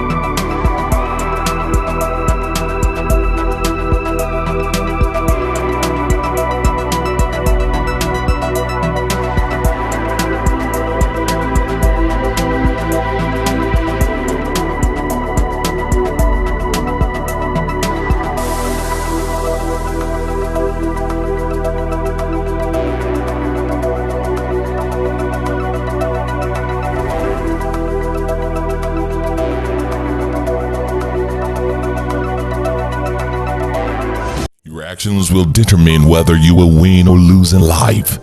To win in the conquest of life, whether ministry, career, health, business, family, or relationships, you must carry out some set of mastery or extremely skillful actions.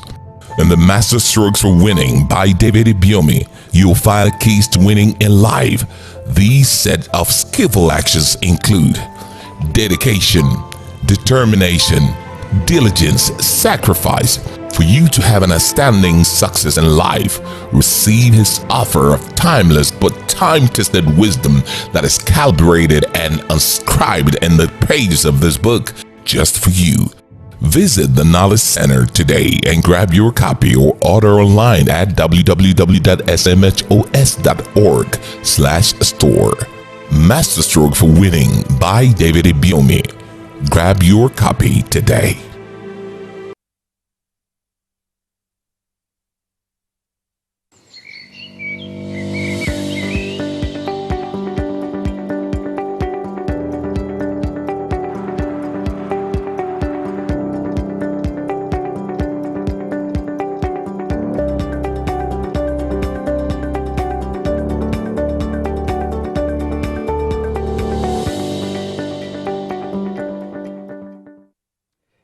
to know you're still there, and this is still Rise and Shine coming to you from Salvation TV, and we are still on set. And this is the front burner segment, and today we're going to be looking at two important issues, but that is after our travel and tours. When we come back, we'll look at the federal government approves 75 billion naira youth investment fund, and it's meant to be distributed down the line through microfinance banks. And we'll also look at the stamp duty landlords, property agents to collect and remit 6% to 10 on tenancy and lease agreement. Details of these after Amaka takes us off from here. To which country? Okay, I promised to take you around the world, right? Okay. Now let's go to Istanbul in Turkey. Okay. And let's go. So the old walled city of Istanbul stands on the triangular peninsula between Europe and Asia, sometimes as a bridge, sometimes as a barrier. Istanbul, for more than 2,500 years, has stood between conflicting surges of religion, culture, and imperial power. For most of those years, it was one of the most converted cities in the world. The old city contains about 9 square miles, 23 square kilometers, but the present municipal boundaries stretch a great deal beyond. The original peninsular city has 7 hills requisite for clandestine New Rome. 6 a crest of a long ridge above the Golden Hun. The other is a solitary eminence in the southwest corner. Around the slopes are ranged many of the mosques and other historic landmarks that were collectively designated a UNESCO World Heritage Site in 1985. By long tradition, the waters washing the peninsula are called the 3 Seas. They are the Golden Hun, the Bosphorus, and the Sea of Marmara. The Golden Hun is a deep drowned valley about 4.5 miles long. Early inhabitants saw it as being shaped like a deer horn, but modern talks call it Dhalik. The Bosphorus is the channel connecting the Black Sea to the Mediterranean by way of the Sea of Marmara and the Strait of the Dardanelles. The prevailing northeast wind comes from the Black Sea, giving way at times during the winter to an icy blast from the Balkans known as the Karayel, capable of freezing the Golden Hun and even the Bosphorus. The Lodos or southwest wind can raise storms on the Sea of Marmara. Fire, earthquake, riot, and invasion have ravaged Istanbul many times, more than 60 conflagrations and numerous earthquakes being important enough to have been recorded in the history. The traces of these disasters, though, have been swept away in waves of intensive urban development. Today, wide roadways run through the historic quarters of the old city, and unpaved alleys overhung with old wooden houses coexist with modern high-rise buildings, office parks, and shopping malls. Istanbul, like other major cities in the region, attracts an increasing number of migrants from the countryside. These migrants have contributed to the growth of Shanty's town called Gesikondu, literally set down by night, that have no sanitation facilities and limited access to power and water. Istanbul is Turkey's largest port and the hub of its industry. Textiles, food processing, flour milling, tobacco processing, cement, and glass are the city's principal manufacturers. Tourism is a growing source of income for Istanbul. Here are top things to do in Istanbul in no particular order. I chose this because they are popular, but because I think they are worth seeing or experiencing. I also want to draw attention to many hidden gems often overlooked when preparing for your visit. So enjoy. Enjoy the Whirling Dervishes. The Whirling Dervishes may look like a tourist attraction, but it's an actual worship service of Mevlant's followers. During the ceremony, the dervishes become a bridge between God and humans through a prayer-induced trance. The Hagia Sophia. This splendid church-turned-mosque-turned-museum is among the world's greatest architectural achievements. After years of restoration works, the Hagia Sophia is finally scaffolded and free, enabling you to observe its splendor as it was meant to be. The Topkapi Palace. The Topkapi Palace is rightfully a sight you can't afford to miss while in Istanbul. This complex of kiosks and pavilions, contained by 4 lush green courtyards, is where generations of sultans had their principal residence for almost half a century. The Bosphorus Cruise. It's a trip to Istanbul is not complete without a Bosphorus cruise. Not only provides, it is a nice overview of the city. Both the European and Asian shores of the famous waterway have a lot to offer, century-old palaces and mansions galore. The Basilica Cistern. Istanbul is not only fascinating above ground but also underground with the Basilica Cistern. The Grand Bazaar. Over 500 years old but still one of the largest covered bazaars in the world. Its 60 streets contain no less than 5,000 shops, 60 restaurants, 18 fountains, 12 mosques, and even a school. The Archaeology Museum. People often skip the Archaeology Museum, and that's a pity. This is a real hidden Istanbul gem, displaying one of the world's richest collections of classical antiquities. The Dolmabahçe Ark Palace. The Dolmabahçe Ark Palace is just fascinating. A few facts to demonstrate my point here. The palace is huge, 600 meters in length, containing no less than 285 rooms and 43 saloons. The Galata Tower. The Galata Tower is one of the best spots in town to get a 360 panoramic view of Istanbul. On a bright day, you can even spot the Princess Islands from the 60-meter high tower. And getting scrubbed in a hamam. There is nothing better to rejuvenate your body than getting scrubbed in a hamam. Just picture this after a long day of walking, wearing nothing but a cotton cloth. First, relax in a steamy room, laying on hot marble, listening to the echoes of running water. Then a brisk soapy body scrub, followed by a sultan's massage until your skin is smooth and soft. And now let's dive into the food section. Turkish cuisine is very diverse and world-renowned. Istanbul is a melting pot of cultures, and all these influences pleasantly affect the food scene. So forget about the international fast food chain while you're here and experience real Turkish food. But with so many different dishes to choose from, where do you start? Well, that's where this little short list of things to eat in Istanbul will come in handy. The Turkish breakfast, the menen men, the mez, the kuyu kebabi, the iskender kebab, the Adana kebab, the lufur, the manti, the kunefe, the baklava, the kuru fasuli. But all this and more. But that's really all we can take now. I am so full already. Now let's hurry back to Nigeria. I am missing my gang already. Welcome back. Welcome. Tudu, we are back in Nigeria. After whetting our appetites. Right? Don't worry, there is God though. You know I'm a foodie. The baklava, you need to try it. Oh my goodness. Seriously. Yeah. Okay, welcome back home. It's time for serious issues. Okay. Yes, and today on the front burner, we are looking at two very pertinent issues. They touch on every one of us. Because as they say, whatever the government decides affects every one of us. And today on the front burner, two issues. One, the federal government within the week approved 75 billion naira for Youth Investment Fund. And the second one, on stamp duty, landlords, property agents are to collect and remit 6% on tenancy and lease agreement. There's you and I as tenants, and is it leases or lessors? Leases. We begin to pay 6%. And these are critical issues. Now, let's take the first one. Let's look at federal government approves 75 billion naira youth investment fund. For us to discuss this with us, we have been joined by two very qualified, eminent personalities. Let me start with the barrister that just walked in.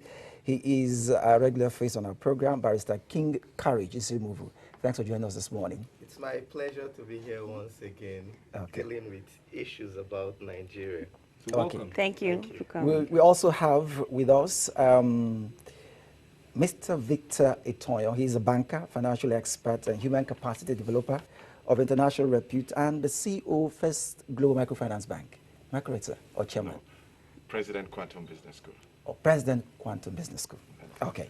Thanks for joining us, sir. For making You're our welcome. time this It's morning. a pleasure. It's a pleasure to be on this program. Okay, sir. Yeah. So let me take the first shot. Okay.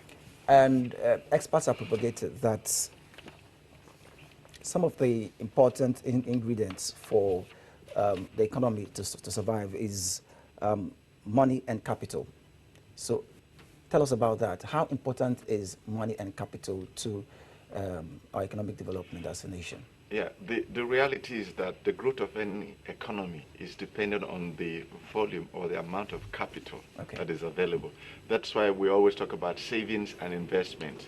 When this capacity of savings is enhanced or a country's ability to generate revenue is high, then its potential to, to divert that money to investable sources for growth becomes very, very paramount. So it's important that capital, which is a very strong aspect of building businesses, is available, because if a country can generate more avenues for people to access credit, then the growth potential is high. Then the government now can tax. That's how the cycle works. Okay? We first have to create the cake, then we think about sharing it. Sharing the So the cake. government provides the enabling environment, the facilities and all of that for businesses to strive. Then they can tax the business. Okay, let's look at it critically. The fact that the federal government, what some persons call a good move, some persons have even questioned it as well. The federal government approved 75 billion naira for youth investment fund. What do you make out of this move by the federal government? It's very laudable, okay? It's very laudable, and I hope that this time they get it right by making sure that the implementation is, seamless without any stress, where anybody with right business ideas, bankable ideas, that will really strive and work will access those facilities. Now you said something, you hope they get it right this time. Yes. That means in recent times, No. they've not got it right. It's not about, you see, the issue about Nigeria is not questions about policy. It's about implementation. We see that, of course, we had Vision 2020, we had Vision 2000, we've had Vision, 1980. Most of these visions, we got to them and then we realized that the expected landmarks were not achieved.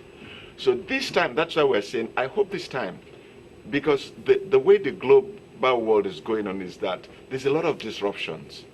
And if we don't take advantage of the moment and begin to look ahead, then we will not be where we ought to be. That's why we are saying, let's get it right this time. Okay, now, describing this move, or maybe letting people understand what it is, the Minister for Youth and Sports Development, Sunday Diary, when he talked to newsmen, he described the fund as Youth Bank. Fantastic. And that got me thinking. I've not heard any phrase or word, Youth Bank, before. We're a financial impact. Can you throw more light on Youth Bank? Okay, what it means is that this bank is specifically, this fund, okay, which is more like a bank, is specifically designed for young people of the age of 18 to 35 years, all right? So that people that have creative, innovative ideas that will sell in the marketplace.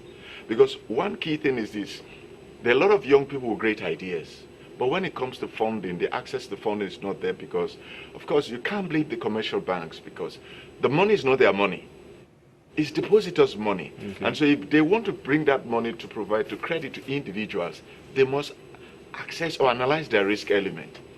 Can this money be repaid back when we need it? So that's why banks are averse in giving credit to particularly new businesses, new startups.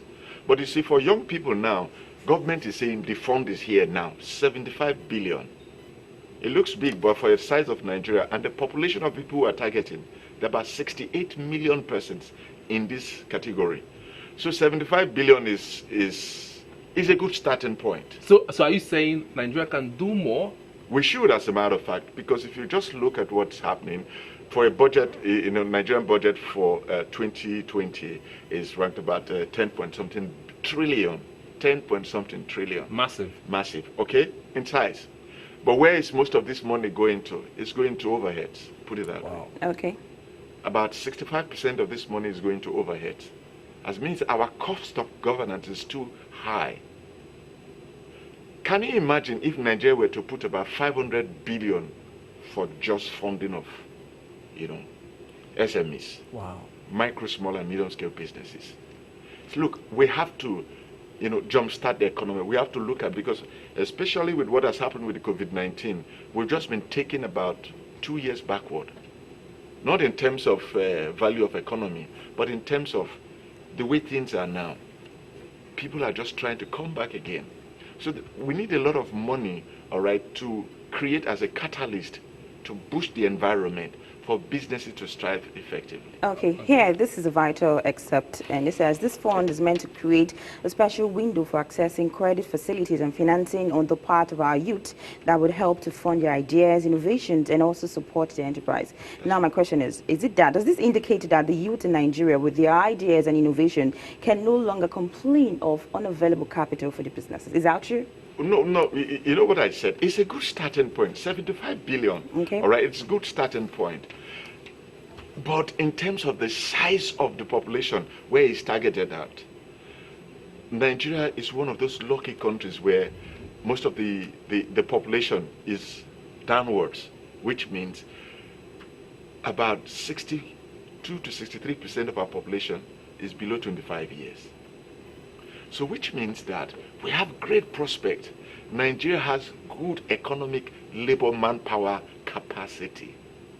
But you see, if we do not provide the right environment for this, what is happening is that, as a matter of fact, it won't be surprising that a lot of young people will be looking at getting out of this country because the country cannot provide them jobs, cannot provide them capital to start their businesses. So this is a good move now. 75 billion is a good starting point. Okay. Quickly, let's talk to the barrister Exactly. because he's been just that. Learning. Yes.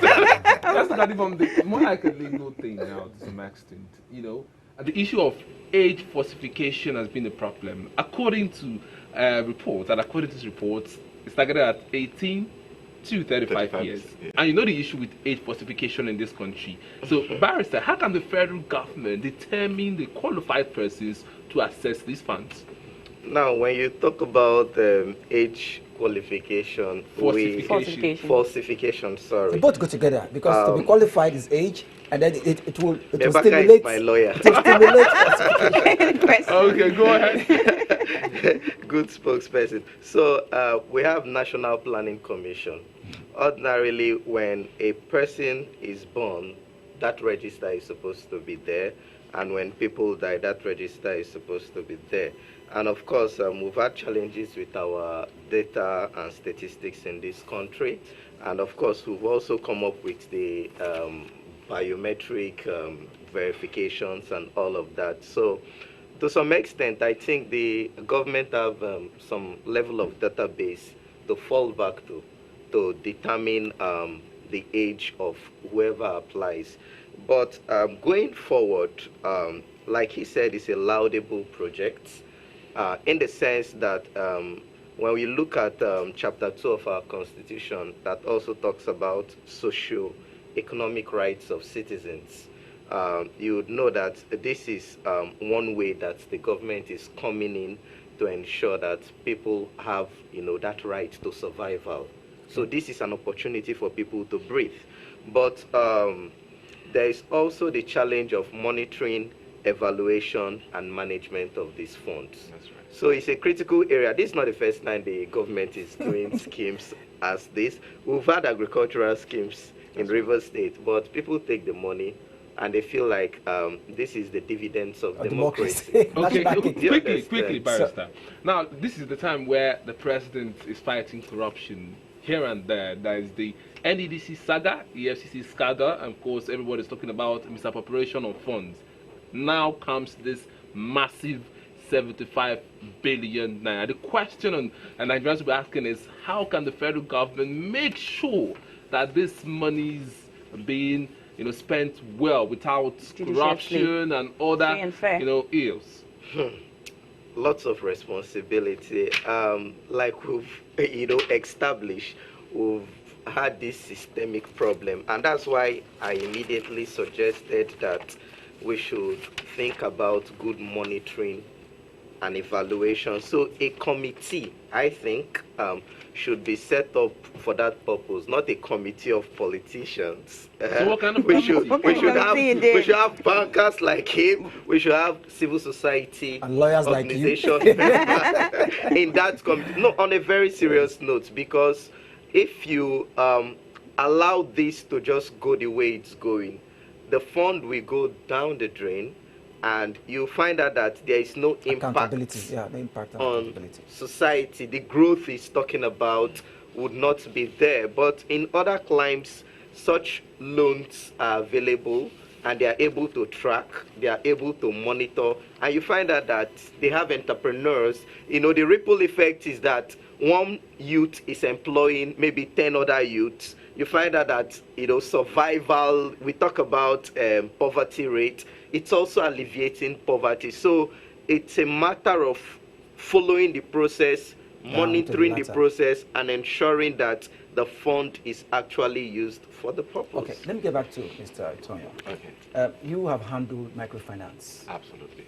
You've dealt with it. Yeah. You've handled human capacity development. You've dealt with it. I know you for several years. Yeah. Now, what happened to, because a microfinance scheme was actually, it's not new, but was like reawakened to become like, this is the way to achieve SME. That's what he said. And SME is like foundation. And if the foundation be destroyed, like the Bible says, what can the top do? Exactly. What went wrong? What are the dangers of undermining such cheap credit funds to support SMEs, like a lawyer also said, you have also said, for the ripple effect of me employing myself and employing others rather than carrying the gun? That's right. The truth is, and following politicians like boys. I think one area where we are not getting it very right in Nigeria is that when it comes to disbursement of funds, most of the time it's like who knows who that knows who that knows who that who has contacts. Okay. All right, everything is politicized. For example, we want to see that of this loaner, how some people worked for us during the election. Okay. How can we get this money to not settle? So things are like a settlement stuff, and anything that is a settlement stuff will be seen as what? Our own. My own. It is my share. Freebie. And if it is a free, but understand. But look at it. America has similar things. In 1953, for example, America set up an institution, what is called Small Business Agency, SBAs. And what are they doing? They provided over 780 something billion US dollars yearly funding. What are they doing? Any person that have a good business idea that will be profitable, that is bankable, that is going to survive, first capacity building first. You see, the money, many people say, I have not been able to start a business because I don't have the money. That's not true. The money is not the critical thing. The first thing is what? Knowing what to do, how to do it. What does the market require? How are you going to enter the market? How are you going to manage the business? How are you going to brand your product? What's your marketing strategy? What's your financials? You see, you don't start the business before you know whether this business will fail or succeed. So that means before the government start dispersing money through the microfinance bank, they should first develop the capacity of the beneficiaries. Absolutely. I think they should learn this. They should learn this. People now write their business plan. You see, when the business plan, how do we know that your business will succeed? If you give me a business plan today, I can analyze it and look at it, whether this thing is profitable or not. Okay. Is it going to work or not? But we don't. We bypass these processes. Okay. If we say capacity building now there are recognized capacity building institutions in Nigeria. Okay. Like Quantum Business School, like Lagos Business School, and there are quite a lot of recognized people that are really doing the stuff right here in this country. But suddenly, if we say capacity building, you just see people just, okay, you to go, they just set up. Do you understand? These people just share handouts and just, you know. Go ahead. So at the end, you see, because the primary objective is everybody's looking out for what they can get. So the guy who built the capacity is just doing it for a 3-day, 4-day just to get revenue. The person who also get in fact, sometimes they even arrange people to write the business plan for them. Then they just take it there to get the loan. Okay. And the business plans are not even being assessed to check whether it's just that it is part of the condition they brought it. Can it be tracked? Can it be tracked? It can be tracked. So that you see that if he claims X, you follow him up to make sure that that X multiplies. It's possible? Absolutely. Okay, now still talking on issues, let's move to the next topic, which is a topic that affects everyone, because we're either landlord or tenants, if you like. The fact that for stamp duty, according to the FIROS, landlords, property agents to remit 6% on tenancy lease agreement. Some persons there, they don't even know what stamp duty is. Exactly. You are a professional, so can you educate that person right now? No, the stamp duty here now is looking at like all of these form part of what is called the ad valorem tax. Okay. Another big grammar. Okay. He did. Value anything. What they are saying is that anything that you do that kind of adds value. Do you understand? Okay. There should be a tax from it. Government saying that look, you are renting a house. The rent is 500,000 naira. You are going to pay 500,000 naira to the landlord for 1 year. You're going to sign an agreement. To perfect that agreement, you need to pay 6% of 500,000 naira to government to make that agreement very, very, valid. So, Do you understand? okay, so now let's talk to the barrister because he has some legal, Exactly, legal perspective to that. insight on this one. Yes. What will be the implication of this particular initiative on the citizenry? There is the issue of taxation. That's right. And there is the issue of double taxation, and there is the issue of multiple taxation. I think to some extent, this may burden the citizens. First of all, at the state level, there is the stamp duty tax already in place.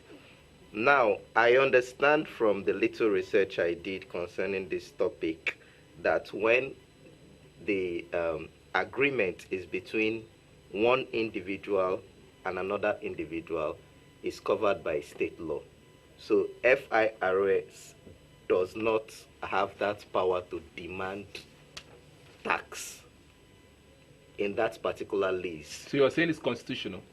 It's statutory. Okay. Now, when it has to do with corporations like his business going to rent a property, at that point, it falls under the exclusive list. It falls under federal.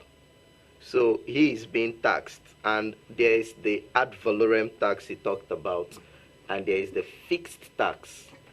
So in situations where your payment is in percentage, then it's ad valorem. So there is the question, to this policy, they come up with policy. We are sitting here right now. They could pass a law in the House of Assembly that may affect the business of media. Really? Yeah. So point I'm making is that public hearing should really be publicized. Okay. So that if, for instance, they are saying all media practitioners will be affected one way or another by this law they are about to make, people are aware and they go for public hearing. Should be all inclusive. Exactly. Participatory democracy. They go there and say, this policy or this law you're coming up with will overburden us. Like when the Rivers State government came up with the Amechi tenor, came up with the Social Service Contributory Levy.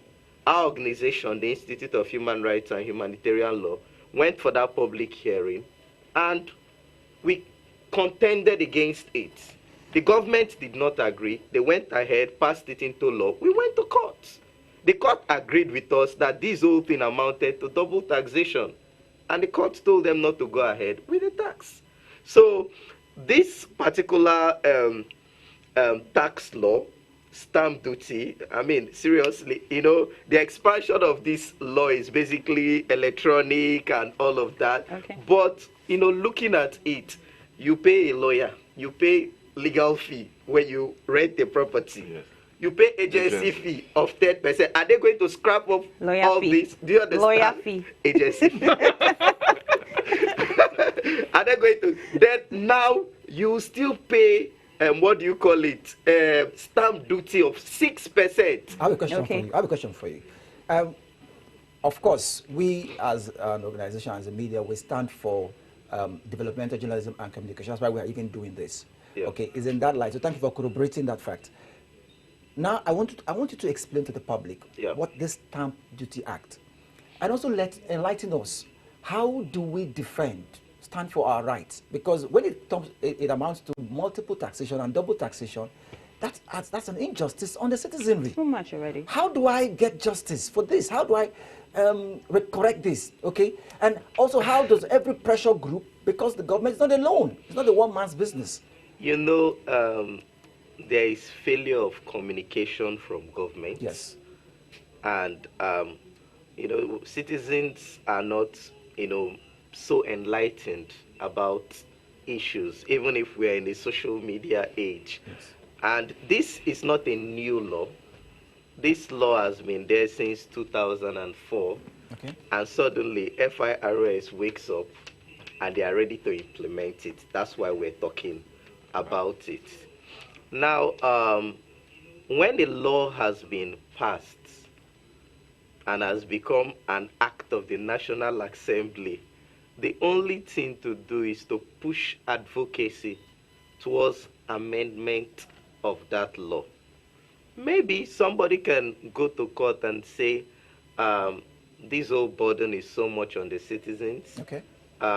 Can't the judiciary mandate, because that's the only thing they can do, mandate the House of Assembly to go back and review the law, taking into consideration the fact that we have the VAT that we are paying, we have, he knows most of these laws that the people are paying, and then you come up with them. You know how, you know what stamp duty used to be, you know, where you go to post and they put that stamp on your postage, you know, to authenticate it. You pay that 50 naira, 100 naira. That's right. Yeah. So, but we are not talking about 50 naira or 100. We are talking about 6%. So, if a corporation, now we are talking about this young business, government, you know, infusing fund into for youths for their businesses. So, if a youth takes that fund and now says, I need to rent a property of 1 million for the kind of business I need to do. So you're telling that youth that he will pay back 60,000 naira. Imagine. So They you pay know, lawyers fee, 100,000. 100 Pay agents fee, 100,000. What they call that? Yeah. So now Pay you community understand fee. that this is minerals. now affecting our ease of doing business. Yes. So if an international corporation or international I don't know their names, they come and now look at Nigeria and put, you know, these taxations in perspective. The ease of doing business index It's negative. is now Okay, I will tell you something. According to the World Bank, the ease of doing business in Nigeria, according to the latest report, is 131. Okay. That's the latest Global report ranking. by the World Bank. Yeah. That was released this month. Okay. But quickly, let's talk about the business part of this matter. Okay. Historically, the government will tell you that stamp duty is one of the ways of generating revenue to fund the activities and projects. But looking at the, you know, the hardship in the land, looking at the difficulties faced in the country at the moment, is this the right time to do this? The truth is this, you see, you know, the only way we can understand this is when we also put ourselves in the place of government. Okay. We've just talked about a budget of 10 trillion, 10 point something trillion, okay? But do we have, what is the revenue Sources available for revenue, yeah. to finance this? Okay. So you see, government needs money.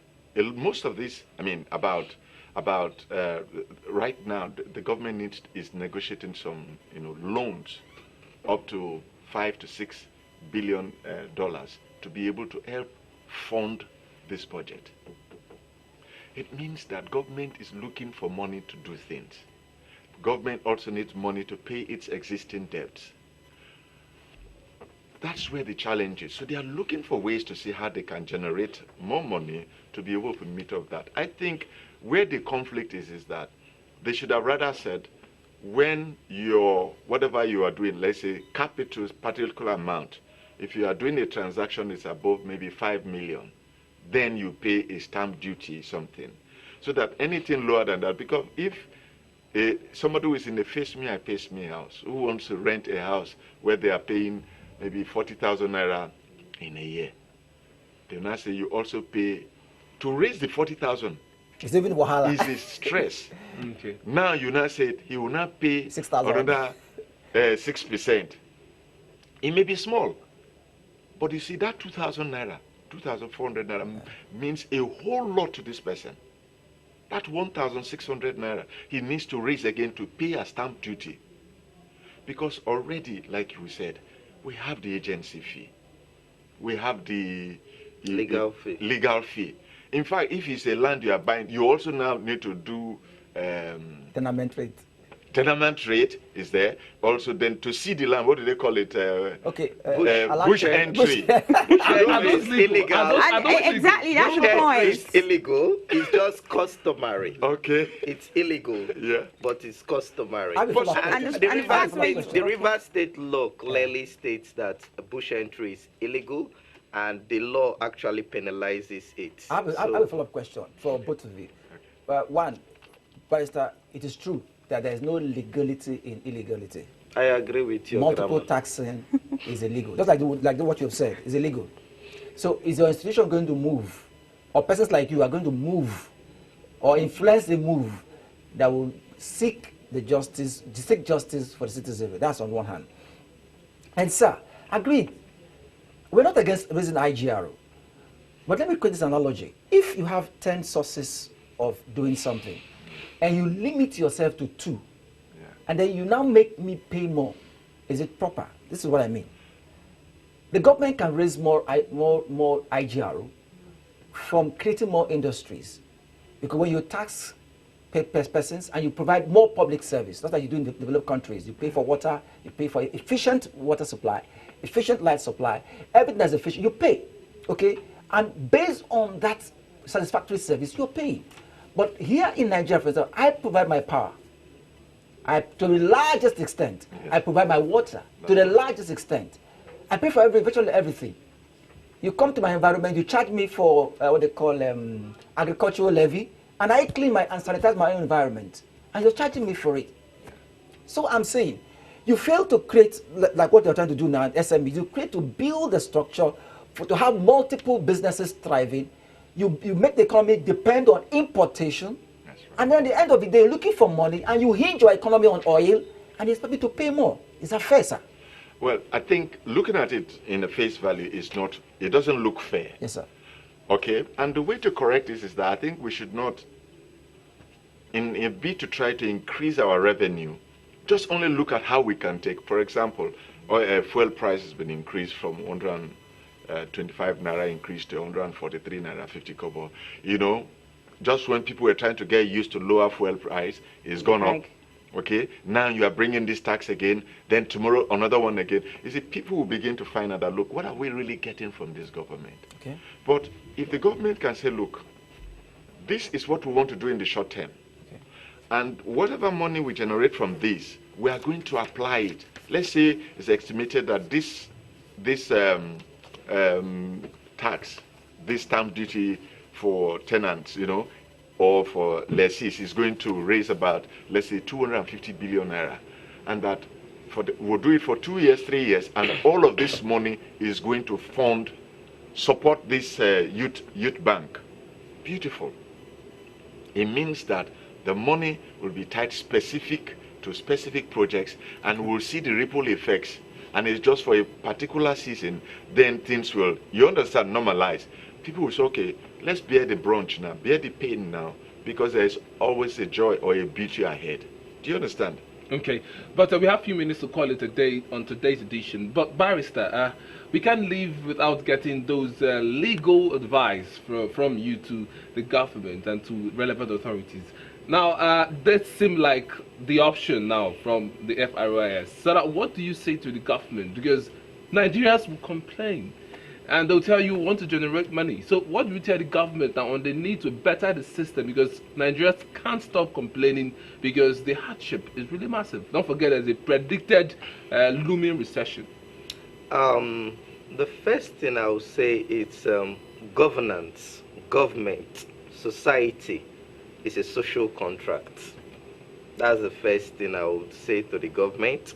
and they have a responsibility to ensure that whatever tax, whatever policy they are coming up with, it's in the interest of the people, because governance is about the people. That's on the one hand. My intention is really to talk to the citizens, So because we need an active citizenry. Yes. Active citizenry. Not passive Now, this yeah. particular law that has been passed since 2004, and nobody has complained about it, FIRS wakes up, picks it up, and now they want to start implementing it, and we are now shouting. It shows that we are docile. It shows that the people are passive. So we need to wake up and follow the government bumper to bumper, because it's more like when we elected you, we employed you. So we should watch over all your policies to see that they are all for the interest of the people. And any policy that is not in our interest, we should react. Okay, now talking about reaction, the last time someone raised emotion for protests, I won't mention his name, but you know the story. You know how he ended. He didn't. He was not professional. He was not ethical. He did not go about it properly. If I was the president, you arrest him as well. Of course. Okay, so but but I wouldn't have kept him so long. Okay, sorry, I have a question for Barrister. I hope right now I'm coming from the, gender angle. Right now, since the bill is passed, hope there's going to be fair treatment to women in this particular angle. Hope they're not going to be marginalized. The bill is blind. It does not know whether you're a man. You never can tell, because recently they tried to suppress them when it comes to money. Only few ones who are actually bold enough stand up to their feet. This bill or this law is blind. It does not know whether a man is renting the house or it's a woman renting the house. The policy is there. It's not gender discriminatory. It does not know whether it's What a man about or a woman. assessing the funds, the 75 billion naira? Because as we know, women in this country, they cry foul for everything. I totally agree on that issue. Women Joy should- Nune own is on ground. On ground already. Maybe you women should come and brief us so that we'll begin to advocate in your interest. Okay. Yeah, Lawyer seriously. fee. You understand? On the women's side, Okay. they also have another fund. CBN have this 220 billion naira fund, and for small and medium scale businesses, Interesting. All right, and what they've done is that 60% of that fund is dedicated to women. Okay. How accessible? That's I'm telling you of the policy aspect for The this. accessibility is the Is a problem. problem. The truth is this. I want to say that it's not that accessibility is a major problem. The only thing is that particularly some parts of this country do not really benefit from those things, because even before the information gets to them, the money is already disbursed. Who do you blame for that? You can't blame the government. You only blame, for example, how many programs have you seen on TV discuss issues like this? How many state governments had dedicatedly doing programs for cognitive, capacity building? So we should applaud it. I'm giving a thumbs up there. Okay. So you see that you cannot blame people for what you're. It's like what is happening in the Niger Delta. This thing, people want to say, "Oh, federal government set up." Then no, it's not true. You have been given. The fund was released to you. How did you manage it? All right. So, in fairness, we need to step up. You see, most of the time when we're looking at development, state development, we look at how many projects have they done, how many this thing. You can spend 30 billion naira on projects, and the impact will not be as much as us spending just 2 billion naira on people, building capacity, giving them access to funding, and you will see most of these security issues we're having, particularly in the Niger Delta, is a result of this. Okay, I have, in winding up, I have two questions for you on the line. One, please, I want to clear this issue. The last question you asked me. He said it was the last one. No, this is so you will explain. I want to clear this issue. If I engage you as a lawyer, I'm supposed to pay for your services. Yes.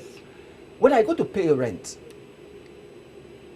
and the lawyer, the landlord or landlady engages you as a lawyer, how come do I pay you 10% for being an agent to my landlord? The landlord engaged you. I didn't engage you. If I engage Falana, I should pay him. If you engage him, for anybody engaged, he should pay you. I shouldn't be the one to pay. Should I?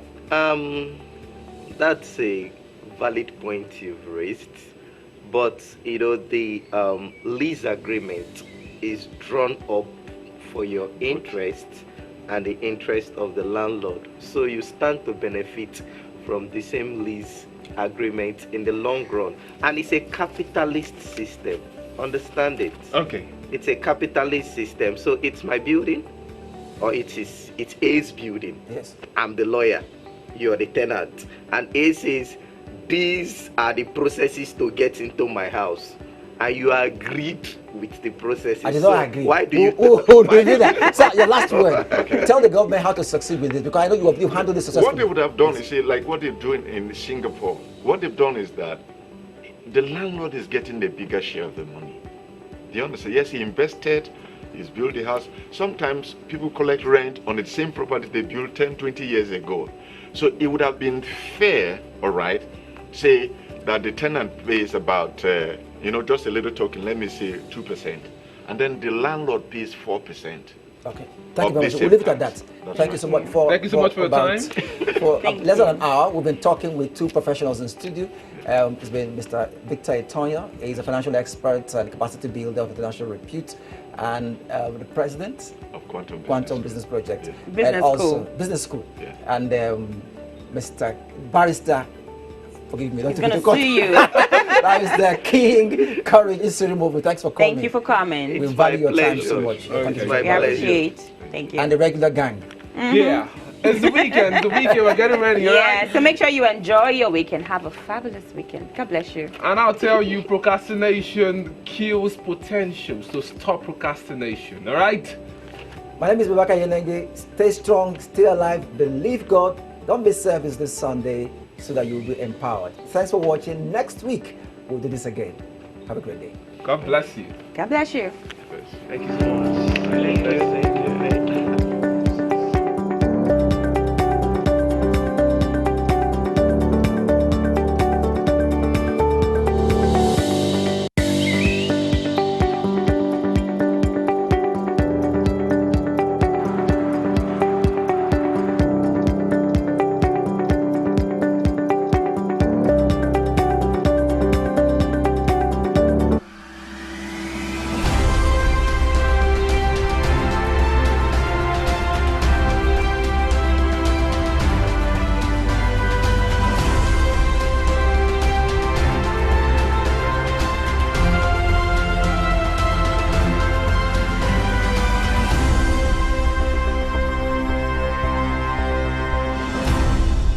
Salvation TV, restoring hope, transforming destinies.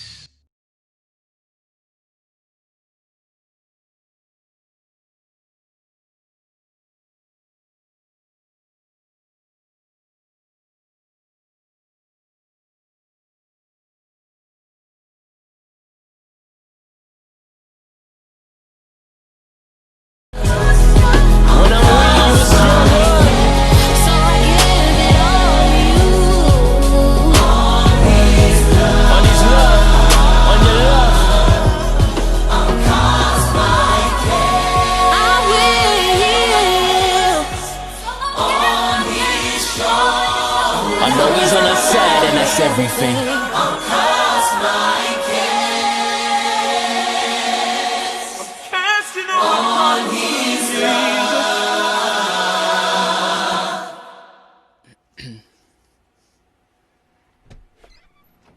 Hey, yo, Honesty, you ready? Yeah, I'm ready. Turn the beat up. Yeah.